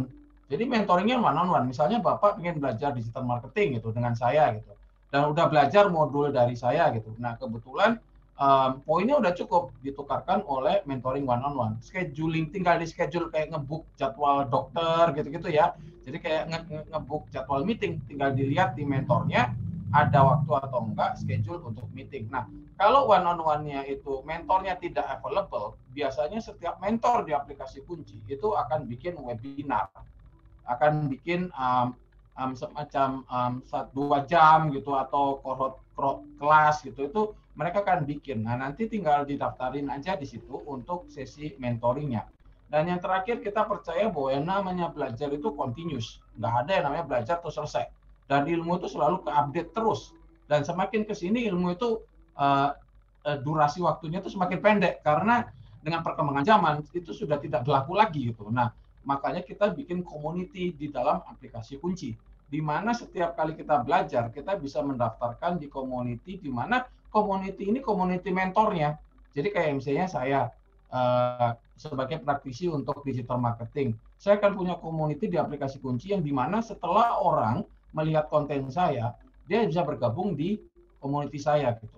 Sehingga as a mentor kita itu bisa ngupdate, bisa nge-share, bisa memberikan ilmu itu lebih cepat. Dan ketika dari community kita meminta, oh Mas bikinkan yang baru dong untuk materi Google Ads misalnya, untuk materi Google Analytics gitu misalnya, karena perkembangan zaman, nah kita bisa langsung create gitu. Nah ini sebetulnya hebatnya di aplikasi kunci itu 4 fitur ini gitu. Nah, sehingga kita ketika berbicara fitur tadi, kita juga berbicara konten gitu, learning experience ya. Nah, learning experience di kunci itu semuanya dikurasi. Artinya ketika kita mau belajar itu, kita itu belajarnya itu misalnya belajar digital marketing gitu, atau belajar misalnya data analis gitu. Nah, itu semua dikurasi menjadi submodul yang kecil-kecil gitu. Dan semuanya praktikal, walaupun itu video ya, 1 arah, 2 arah, semuanya didemokan dengan cara praktikal gitu. Jadi nggak kayak di YouTube, kita belajar kan dengerin orang ngomong gitu ya. Oh kita bisa tarik, oh inspirasinya seperti ini ya. Ini tidak inspirasi, tapi semuanya praktikal. Nah yang terakhir itu adalah kontennya, itu tuh pendek Bapak dan Ibu. Jadi konten semuanya itu nggak akan lebih dari 10 menit. Karena kita tahu bahwa di dunia yang penuh dengan distraction ini ya, jadi anak-anak belajar tiba-tiba ada promo gitu ya, tiba-tiba ada push notification promo, jadi keganggu kan. Terus ada yang telepon gitu ya, ada update gitu-gitu itu. Terus belum lagi kalau kita mau belajar lagi di jalan gitu, itu kita harus butuh short gitu. Nah ini terbukti dengan sosial media sekarang kan semakin lama semakin sini kan singkat-singkat ya, yang diminatin oleh anak muda zaman sekarang ya, kayak TikTok gitu ya, Reels gitu, itu kan materinya kurang dari 15 second gitu lah. Artinya gimana caranya ilmu itu bisa kita sampaikan di bawah dari 10 menit gitu. Karena begitu 10 menit dia udah dapat satu subbab gitu, kurang lebih seperti itu. Jadi ini yang konten atau learning experience yang ditawarkan oleh kunci. Nah, kunci sendiri itu hadir di Juli 2021, Desember itu di tahun yang sama kita udah dapat award Bapak dan Ibu dari Google sebagai salah satu apps terbaik di Google Play, sehingga itu akan membuat kita itu semakin menjadi banyak penggunanya. Jadi di Januari itu kita ada 1 juta register user, dan kita pun mengembangkan salah satu produk kita namanya Pixel Ninja. Pixel Ninja ini kalau mau belajar tentang desain. Jadi kalau Bapak-bapak, Ibu-ibu mahasiswanya mau belajar sesuatu tentang desain, itu bisa ke Pixel Ninja gitu. Ini kreatif. Nah, kita jadi nomor 1 ranking di App Store gitu, dan Kalau bisa dilihat hampir rata-rata yang ranking 1 di App Store untuk edukasi itu dominasinya tuh Ruang Guru gitu ya, Google Classroom. Karena emang buat anak sekolah ya, K12 gitu ya. Karena kan sekolah kan hampir tiap hari ya. Sedangkan kita kan nggak sekolah ya. Artinya benar-benar upscaling dan itu jadi pilihan dari teman-teman yang lain untuk belajar untuk upscaling. Kita juga selalu jaga positive review kita. Jadi kalau ada feedback kita langsung approach dan langsung melakukan perbaikan, terutama untuk apps-nya dan lain-lain. Kalau ada yang crash, ada yang error gitu, itu kita akan selalu jaga. Gitu. Nah, ini demografinya kebetulan di Kunci itu sekarang ada 1,2 juta user. Ini yang registrasi ya. Ada 1,8 yang install, kebanyakan laki-laki dan kebanyakan 18 sampai 44 lah. Artinya usernya itu masih di usia 18 sampai 44 itu produktif gitu. Nah, ada berapa pelajaran yang ada di Kunci? Ada 1.700 lesson dan ada 150 mentor dari Indonesia dan untuk Indonesia. Jadi ini benar-benar lokal, relevan, dan industri practitioner. Artinya benar-benar orang yang udah terjun di industri itu baru kita jadiin mentor gitu. Nah, kurang lebih sekarang kita punya 20 signature mentor dan 60 industri guru kalau kita ngomong. Nah, signature mentor itu siapa? Nah, ada Pak Gita Wirjawan, ada Pak Sandiaga Uno, ada Pak Yusuf Kala, ada Mas Joko Anwar, Aditya Dika. Ini semua well-known name. Mereka nge-share tentang bagaimana cara jadi pengusaha, bagaimana dia waktu itu misalnya Chef Arnold, bagaimana dia ngebangun bisnis restorannya, bagaimana cara menjadi public speaker yang bagus, itu dari Mas Helmi Yahya gitu. Itu ada semua, kurang lebih ada 20 lebih lah mentor yang sifatnya adalah signature. Dan untuk mentor yang sifatnya industri guru, ini semuanya itu hampir co-founder, CEO dari startup yang udah sukses. Dan mereka akan sharing bagaimana caranya mereka dulu itu start the business, sehingga kita kalau mau start bisnis dan kita mau belajar di industri itu, kita nggak mengulangi kesalahan yang sama yang dilakukan oleh beberapa industri guru ini gitu. Jadi ini beberapa founder sudah ada dan very lengkap gitu. Nah, kita itu metode belajarnya itu ada beberapa cara gitu. Salah satunya yang ini adalah online class atau kita ngomong live teaching. Gitu. Nah, live teaching itu kita belajarnya kayak one on one gitu. Dan ini akan live di Zoom, ini akan live di IG kita, akan live di YouTube kita. Jadi kita nggak hanya lewat Zoom ya, jadi belajarnya bisa lewat IG, bisa lewat YouTube, bisa lewat TikTok Live sekarang. Jadi ini sistemnya kita belajarnya itu ada talk show gitu. Jadi orang nanya, orang ngobrol gitu. Jadi belajarnya seperti ini. Jadi ini live teaching untuk kelasnya. Dan ada beberapa yang sifatnya adalah recorded video gitu. Nah, ini kebetulan kita collaboration content sama Bukalapak. Ini kita ngajarin gimana caranya orang itu menjadi pelapak yang sukses gitu. Nah, apakah ini ada opportunity dengan university? Kita very open. Jadi kita udah kerjasama sama salah satu university di Jawa Barat gitu kebetulan. Mereka akan bikin kelasnya di aplikasi Kunci. Mereka akan bikin modulnya di aplikasi Kunci gitu. Jadi ini very open sih. Kita very open untuk teman-teman di manapun gitu ya, universitas-universitas ini untuk melebarkan bahwa oh ternyata bisa ya kita materinya kita taruh di aplikasi Kunci gitu. Ini very open gitu. Ini kebetulan kita sama Bukalapak gitu. Nah, ini juga ada beberapa yang kita lakukan dengan 1000 startup. Ini kita mendukung gerakan 1000 startup dari Kementerian Info. Dan di sini registrasinya di tempatnya 1000 startup dan belajarnya di aplikasi Kunci. Ini penggabungan dari 2 apps gitu. Jadi karena dengan adanya teknologi maka seamless gitu. Jadi kalau kurikulumnya mau ada di tempatnya university, belajarnya dia ada di aplikasi Kunci, nggak ada masalah. Dan kita udah melakukan hal ini gitu. Dan ini pun menjadi model pembelajaran yang baru gitu. Jadinya artinya kalau during pandemi atau ada anak di luar kota yang mau belajar di aplikasi, misalnya mau mendaftar di Universitas A karena dia ada di luar kota dan dia tidak bisa, nah itu bisa diatur dengan cara seperti ini gitu. Artinya proses pembelajarannya ada di aplikasi Kunci, nah nanti proses registrasinya bisa ada di universitinya masing-masing gitu. Nah yang terakhir ini belajar untuk UI UX gitu dari Pixel Ninja, ini kita udah lakukan di Pixel Ninja. Jadi untuk beberapa teman-teman yang mau belajar atau mahasiswinya ibu-ibu atau bapak-bapak mau belajar tentang desain itu semuanya ada di Pixel Ninja. Dan yang terakhir itu sebenarnya kita punya banyak marketing promo untuk belajar sebenarnya. Jadi ini kelasnya mulai dari 50.000, nanti bisa beli pakai poin Telkomsel, bisa ini harganya itu cuma 5.000 gitu. Jadi ini kelas-kelas yang upscaling ya, karena ini akan sangat jarang bisa didapatkan biasanya silabusnya itu di kampus-kampus gitu. Nah ini kebetulan semuanya itu praktisi, owner gitu-gitu yang akan share beberapa pengalaman mereka terkait dengan jatuh bangunnya mereka bikin bisnis, dan belajarnya pun kita bisa kita bundling kelasnya gitu kan, ada hadiahnya. Jadi ini something yang sebetulnya bisa digunakan oleh mahasiswa dan mahasiswi Bapak dan Ibu sekalian, dan ini gratis ya. Bapak dan Ibu kunci itu aplikasinya gratis. Jadi kita nggak ada bayar sekalipun, kecuali kelas-kelas yang online kelas gitu ya, itu baru itu pun very minimum lah contribution-nya. Dan nah ini yang sebenarnya bisa diutilize dengan teman-teman di university gitu.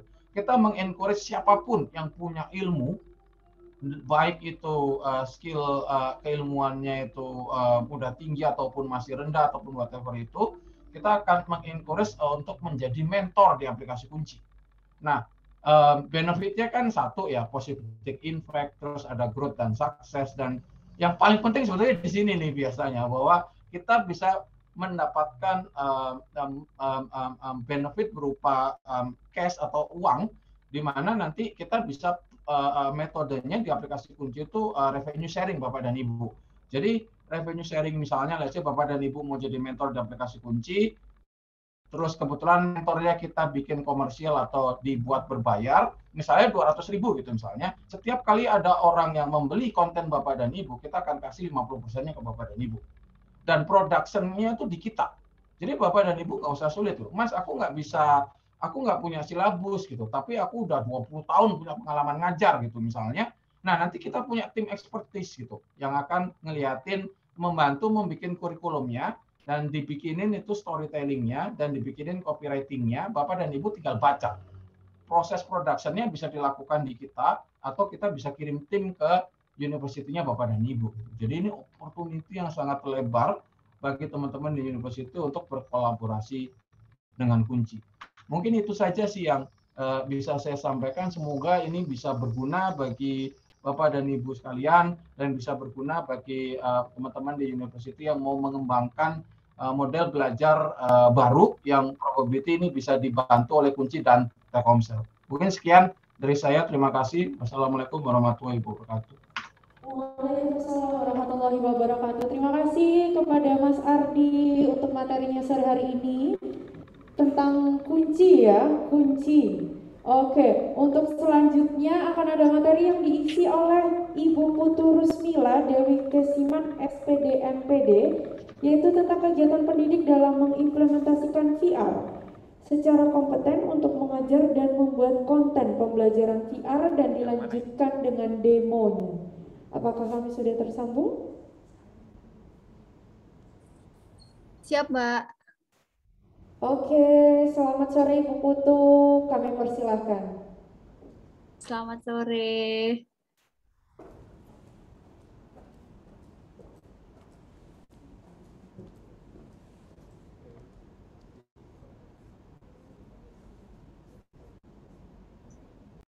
Apakah suara saya jelas, Mbak? Jelas, Ibu.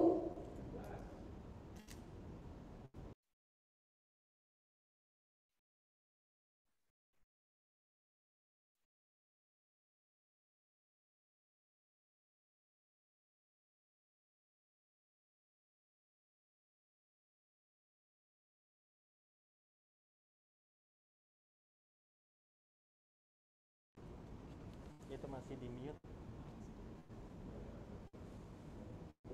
Mohon maaf Ibu, untuk mikrofonnya bisa diaktifkan. Ya, apakah suara saya jelas? Saya kurang jelas mendengar suara Mbak. Oke, jelas Ibu. Suaranya terdengar dengan jelas. Kenapa kok nggak dengar lagi? Oke, suaranya bergema ini seperti dalam ruangan. Oke, langsung aja. Baik, kami persilakan untuk memulai Ibu. Bisa saya mulai? Silakan dimulai, Bu Rusmila. Oke, ya. Izinkan saya sharing screen.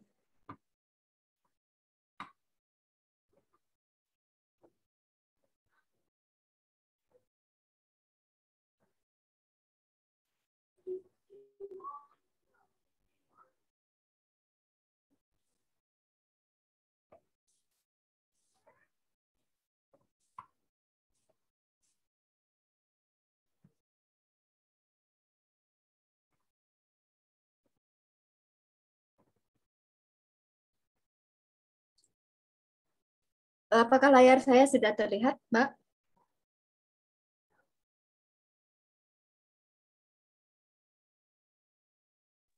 Sudah, Bu. Silakan dilanjut.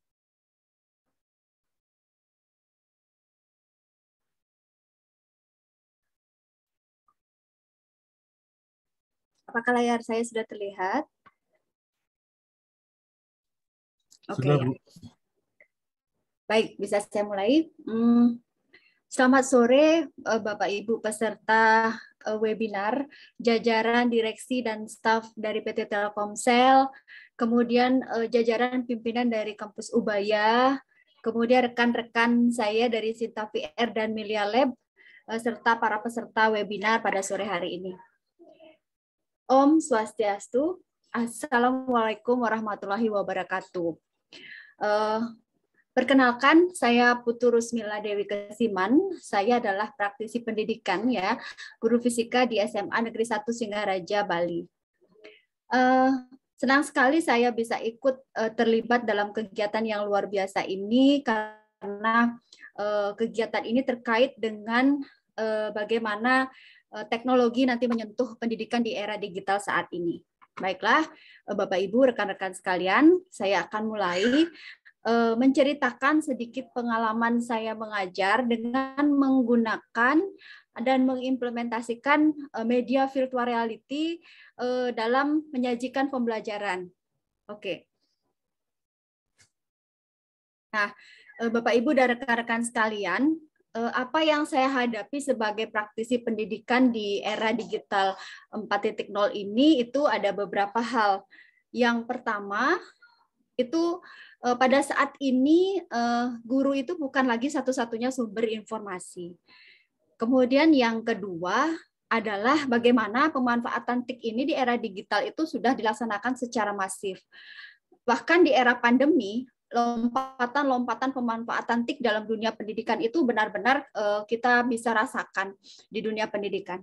Nah, kemudian pemanfaatan TIK ini pun juga nanti terintegrasi dengan beberapa hal di semua aspek kehidupan kita, termasuk salah satunya adalah pendidikan. Kemudian yang ketiga itu adalah saya sebagai praktisi pendidikan saat ini tidak lagi berhadapan dengan generasi yang sebelumnya, ya, seperti generasi yang tidak hidup dalam kondisi digital seperti ini. Namun yang saya hadapi saat ini itu adalah generasi-generasi yang memang memiliki karakter digital natif.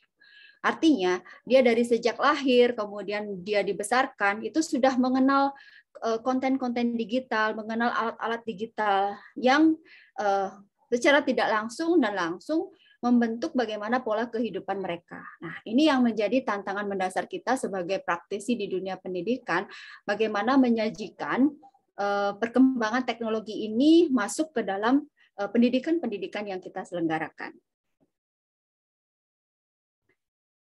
Beberapa perkembangan teknologi hingga saat ini, salah satunya yang sudah merambah di dunia pendidikan itu adalah teknologi realitas virtual. Namun penggunaan realitas virtual dalam dunia pendidikan ini masih relatif kecil, ya, dibandingkan dengan penggunaan aplikasi yang lain.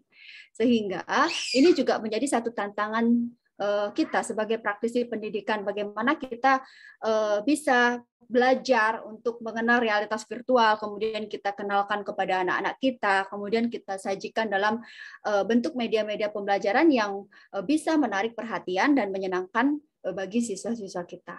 Nah, ini adalah tantangan kita sebagai guru sekarang, bagaimana mengelola teknologi yang saat ini sedang berkembang dan bisa kita implementasikan nanti pada siswa-siswa kita. Nah, kemudian terkait dengan dunia virtual reality, apa sih kaitannya dengan pendidikan dan mengapa ini menurut saya penting untuk dikembangkan di era saat ini? Yang pertama, sejak di era pandemi ini siswa mulai terlihat belajar jarak jauh itu penggunaan teknologinya masif sekali ya, masif sekali. Nah, apa yang dimunculkan dari kegiatan-kegiatan PJJ ini? Yang pertama, Mas Menteri saya bilang ya, Mendikbud bilang, dalam kegiatan belajar di era pandemi ini siswa mengalami penurunan beberapa hal. Ya, terkait yang pertama siswa merasa bosan belajar dengan media yang itu-itu saja, dengan modul, dengan video, siswa merasa bosan untuk belajar seperti itu. Kemudian yang kedua, ternyata ketika kita memberikan materi secara online, itu banyak siswa yang merasa kurang bisa memahami materi dengan baik dibandingkan dengan interaksi dengan guru secara langsung di kelas. Kemudian yang ketiga, banyak dari kita sebagai praktisi pendidikan itu belum bisa mengemas pembelajaran itu secara interaktif dengan siswa. Jadi ketika kita memberikan modul atau memberikan video dengan siswa ya, siswa membaca, siswa menonton video, namun interaksinya masih belum memadai seperti itu. Kemudian yang keempat, ternyata waktu yang dihabiskan siswa ketika menjalani PJJ, bahkan untuk pertemuan tatap muka saat ini, siswa lebih menyukai materi-materi atau media-media yang berbasis gamification. Jadi siswa suka dengan media-media yang berbasis game seperti itu. Nah, dari hal-hal yang bisa kita amati ini, fenomena-fenomena ini, tentu kita ingin memberikan suatu media yang membuat siswa menjadi lebih aktif interaksinya, kemudian menarik perhatiannya, sehingga siswa nanti merasa tidak bosan belajar dan memiliki motivasi yang tinggi untuk bisa selalu menguasai konsep-konsep yang diberikan. Nah, dalam pemilihan media belajar pembelajaran, kita juga harus memikirkan beberapa hal. Hal ini terkait dengan bagaimana kita memiliki strategi sebelum memilih media belajar yang kita gunakan. Yang pertama adalah bagaimana kita mengenali dulu potensi sumber daya digital yang dimiliki oleh siswa kita. Jadi tidak serta-merta penggunaan teknologi yang canggih itu bisa diminati oleh siswa, karena ini juga tergantung daripada daya dukung digitalnya. Apakah siswa memiliki gadget, apakah siswa memiliki akses internet, apakah siswa bisa menggunakan aplikasinya dengan mudah. Nah, ini juga harus kita perhatikan. Kemudian yang kedua adalah kemudahan dalam penggunaan dan pembuatannya, serta ini bisa digunakan dalam pembelajaran dan memudahkan penilaian. Nah, hal ini terkait dengan kemampuan guru itu sendiri. Bagaimana kemampuan seorang guru ini sangat penting nanti untuk bisa menyediakan media-media yang diperlukan. Ya, untuk penggunaan media yang memerlukan teknologi yang lebih mahir seperti itu, tentu saja kita memerlukan aplikasi-aplikasi yang mudah dan tidak memerlukan kemampuan programming yang tinggi. Jadi guru bisa menggunakannya dengan mudah, bisa mudah digunakan kepada siswanya dan bisa memberikan sistem pembelajaran dan penilaian yang baik. Kemudian yang ketiga, dari penggunaan media digital ini, tentu yang dimunculkan apa? Yang dimunculkan adalah bentuk interaksinya dan bagaimana media ini nanti memberikan dampak terhadap motivasi belajar siswa. Nah, ini yang perlu kita perhatikan dalam memilih strategi pemilihan media pembelajaran. Salah satu media yang saya kenal yang dibuat oleh tim Sintavier ya, dan aplikasinya Milea Lab,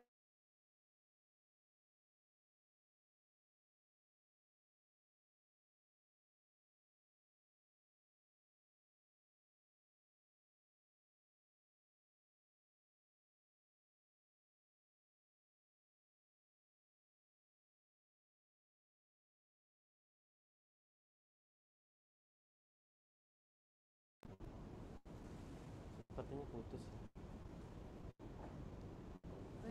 Sepertinya kami terputus dengan Ibu Putu. Langsung Q&A aja. Oke. Oh, ini udah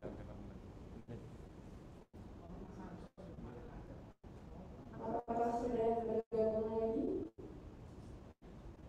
Unmute ya. Masih unmute. Lalu kita implementasikan dan kemudian nanti kita lihat dampaknya dalam hasil belajar siswa. Nah,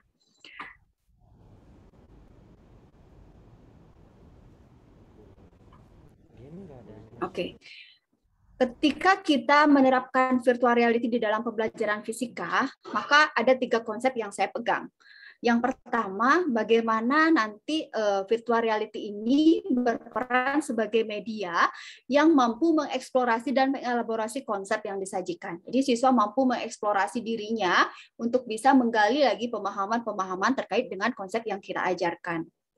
Kemudian konsep yang kedua, di-share kembali screen-nya, hilang nampaknya. Ya. Boleh di-share kembali screen-nya, hilang nampaknya, Bu. Oke.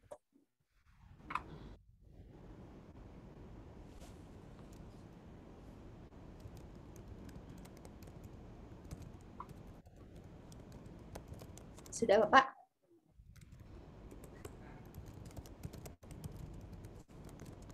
Apakah screen-nya sudah terlihat? Ya, sudah, Bu. Silakan dilanjut, Bu.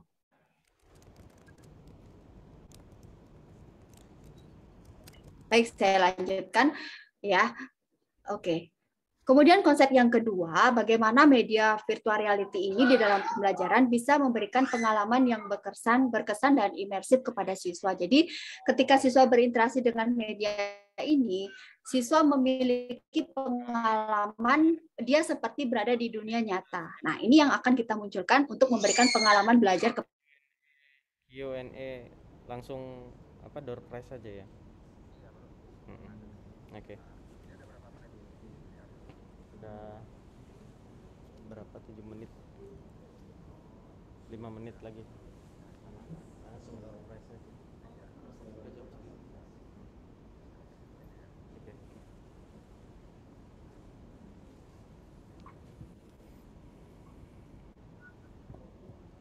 Bagaimana, sudah?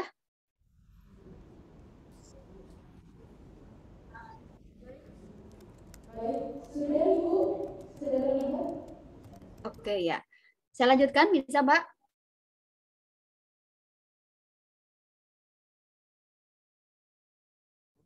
Bisa dilanjut, Ibu. Oke. Kemudian, mohon maaf, ini jaringannya mungkin ya. Konsep yang ketiga itu adalah bagaimana pengalaman virtual nanti memiliki kekuatan untuk bisa melibatkan dan menginspirasi serta memotivasi semangat belajar siswa dengan cara yang unik dan menarik. Nah, ini yang penting. Jadi yang kita maksudkan ketika kita menyajikan suatu media di dalam pembelajaran itu adalah bagaimana media ini bisa memunculkan semangat belajar siswa. Nah, selanjutnya, ini beberapa langkah ketika kita menggunakan suatu media dalam pembelajaran, termasuk penggunaan media VR.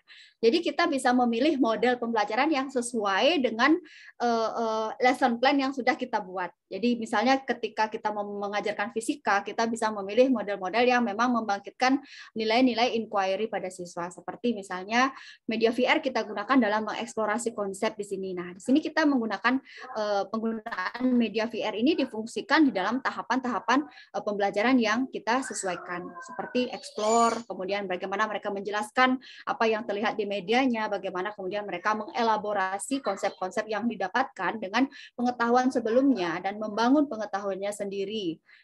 Nah, ini yang kita maksudkan untuk penggunaan media VR dalam pembelajaran, yaitu di dalam model-model yang sesuai dengan tema pembelajaran yang kita bangun. Nah, di slide ini saya akan menampilkan video. Mudah-mudahan videonya bisa terlihat dengan jelas dan suaranya terdengar. Kalau tidak, mungkin saya bisa dibantu untuk menampilkan videonya, Bapak.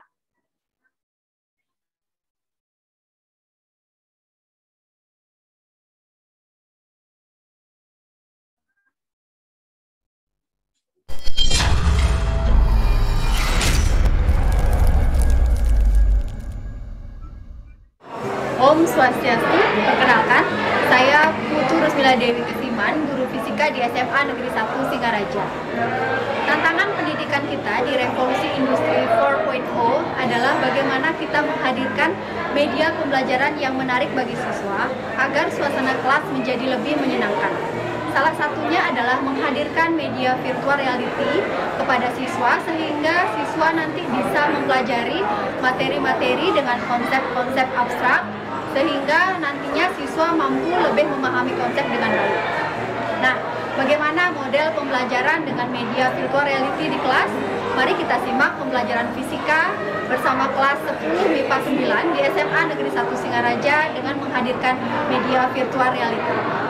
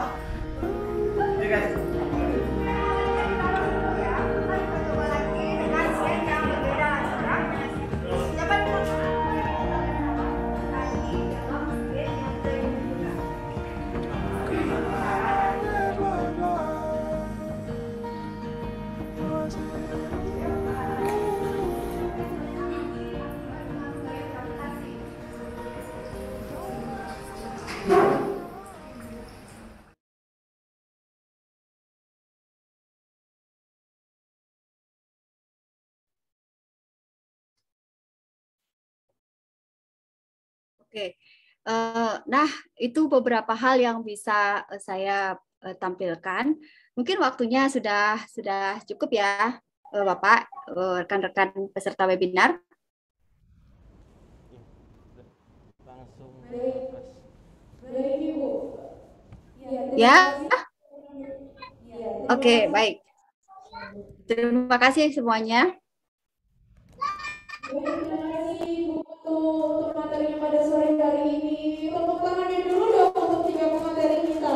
Yang virtual juga jangan ketiduran ya di rumah. Pastinya tadi 3 materi yang sangat menarik pada sore hari ini. Dan tidak lupa sebelum ke penghujung acara tentunya kita punya door prize. Door prize ini ditujukan untuk teman-teman yang hadir secara virtual maupun yang ada di dalam ruangan ini. Door prize kita akan dimenangkan dengan cara spinning wheel ya oleh panitia dengan hadiah 1 modem Telkomsel Orbit dan saldo link aja sebanyak 250.000 untuk 2 orang pemenang. Ayo dong. Spinning wheel-nya bisa ditampilkan panitia?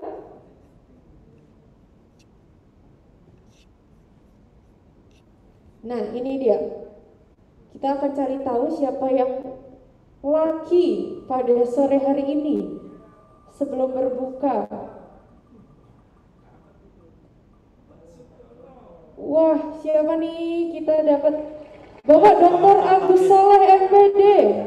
Apakah hadir di dalam ruangan ini atau secara virtual? Oh, virtual. Selamat kepada Dr. Agus Saleh MPD. Dan apa ini panitia? Modemnya. Apa ini? Modem Telkomsel Orbit. Ya, kita spinning lagi.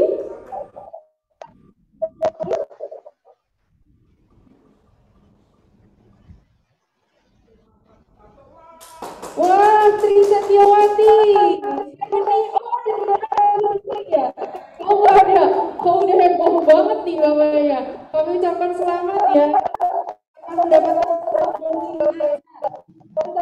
terakhir Bapak Ibu hadirin sekalian. Dapat bapaknya hebat tadi kita dapat ya Pak. Ayo dong berdoa. Masih kurang 4. Oke, Muhammad Muslim STMT apa hadir di ruangan ini? Virtual semua ya. Oke. Masih ada 2 lagi. Oh, panitia baik hati masih ditambah 2 lagi. Baik.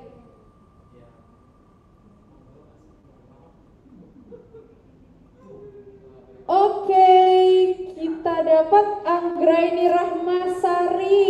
Masih belum ada di ruangan ini? Oh, kok kayaknya yang datang mending dipulangin aja ya Pak ya, biar bisa udah price tadi. Oke, yang terakhir panitia. Ada 5. Iya, nanti yang 2 100 ribuan. Oke, Bapak Muljo Hadi Sungkono masih belum ada ya di sini ya? Masih belum ada, oke. Ini semua virtual ya, jadi untuk para pemenang tadi yang telah memenangkan door prize bisa menghubungi panitia di kolom chat pribadi ya. Oh, ada hadir di sini Bapak? Oke. Ada wakilnya. Oh, ada wakilnya Ibu. Oke, bisa langsung menghubungi panitia. Bagi yang virtual bisa langsung melalui kolom chat pribadi untuk nomor handphonenya masing-masing dan dipastikan untuk nomor handphonenya terdaftar pada link aja agar bisa panitia dapat langsung mentransfer ya Bapak Ibu sekalian.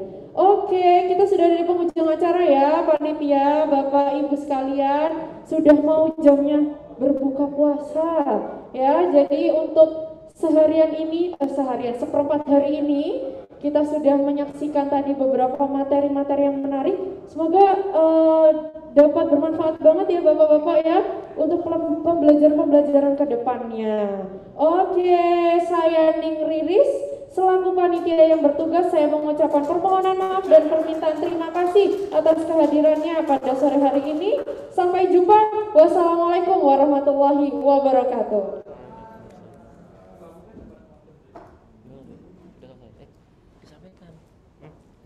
Kasih tahu apa yang sudah ini bisa apa ngambil makanan di atas meja situ. Baik, Bapak Ibu hadirin yang telah hadir bisa langsung mengambil makanan ya di luar.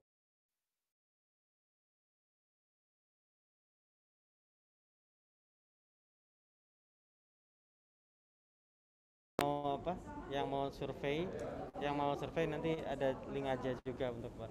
Oke, untuk link survei bagi para peserta yang berkenan untuk mengisi survei bisa langsung scan barcode di depan dan bisa mendapatkan saldo link aja sebesar 200.000 untuk 4 orang yang beruntung. Ayo cepetan isi. Langsung ngeluarin HP-nya semua kan?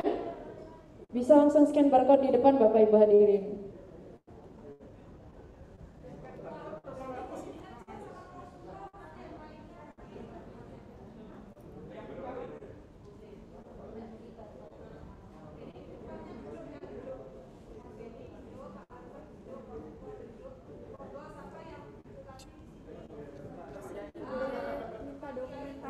Oh iya. Saya sama panitia.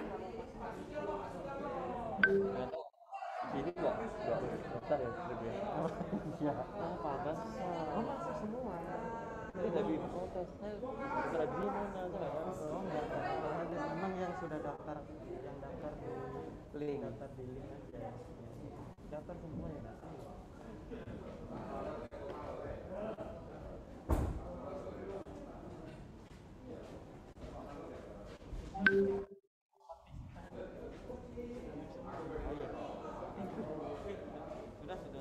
Masih 30 partisipan lagi ngisi survei.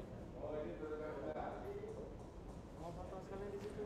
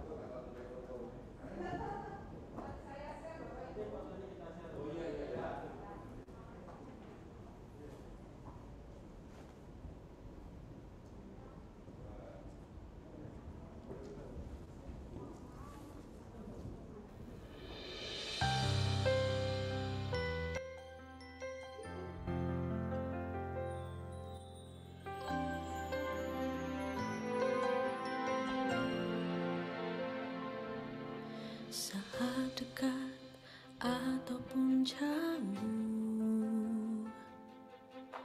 tak berbeda rindumu untukku, dan selalu buktikan kesetiaan yang indah. Kau katakan dirimu ada untuk diriku. Terima kasih kau memastikan kau memilih aku. Aku kan setia, selalu setia menemani harimu. Hati tergetar kau mengatakan hanya satu, yakinkan dirimu. Aku pilihan terbaik untukmu. Terima kasih kau memilih aku.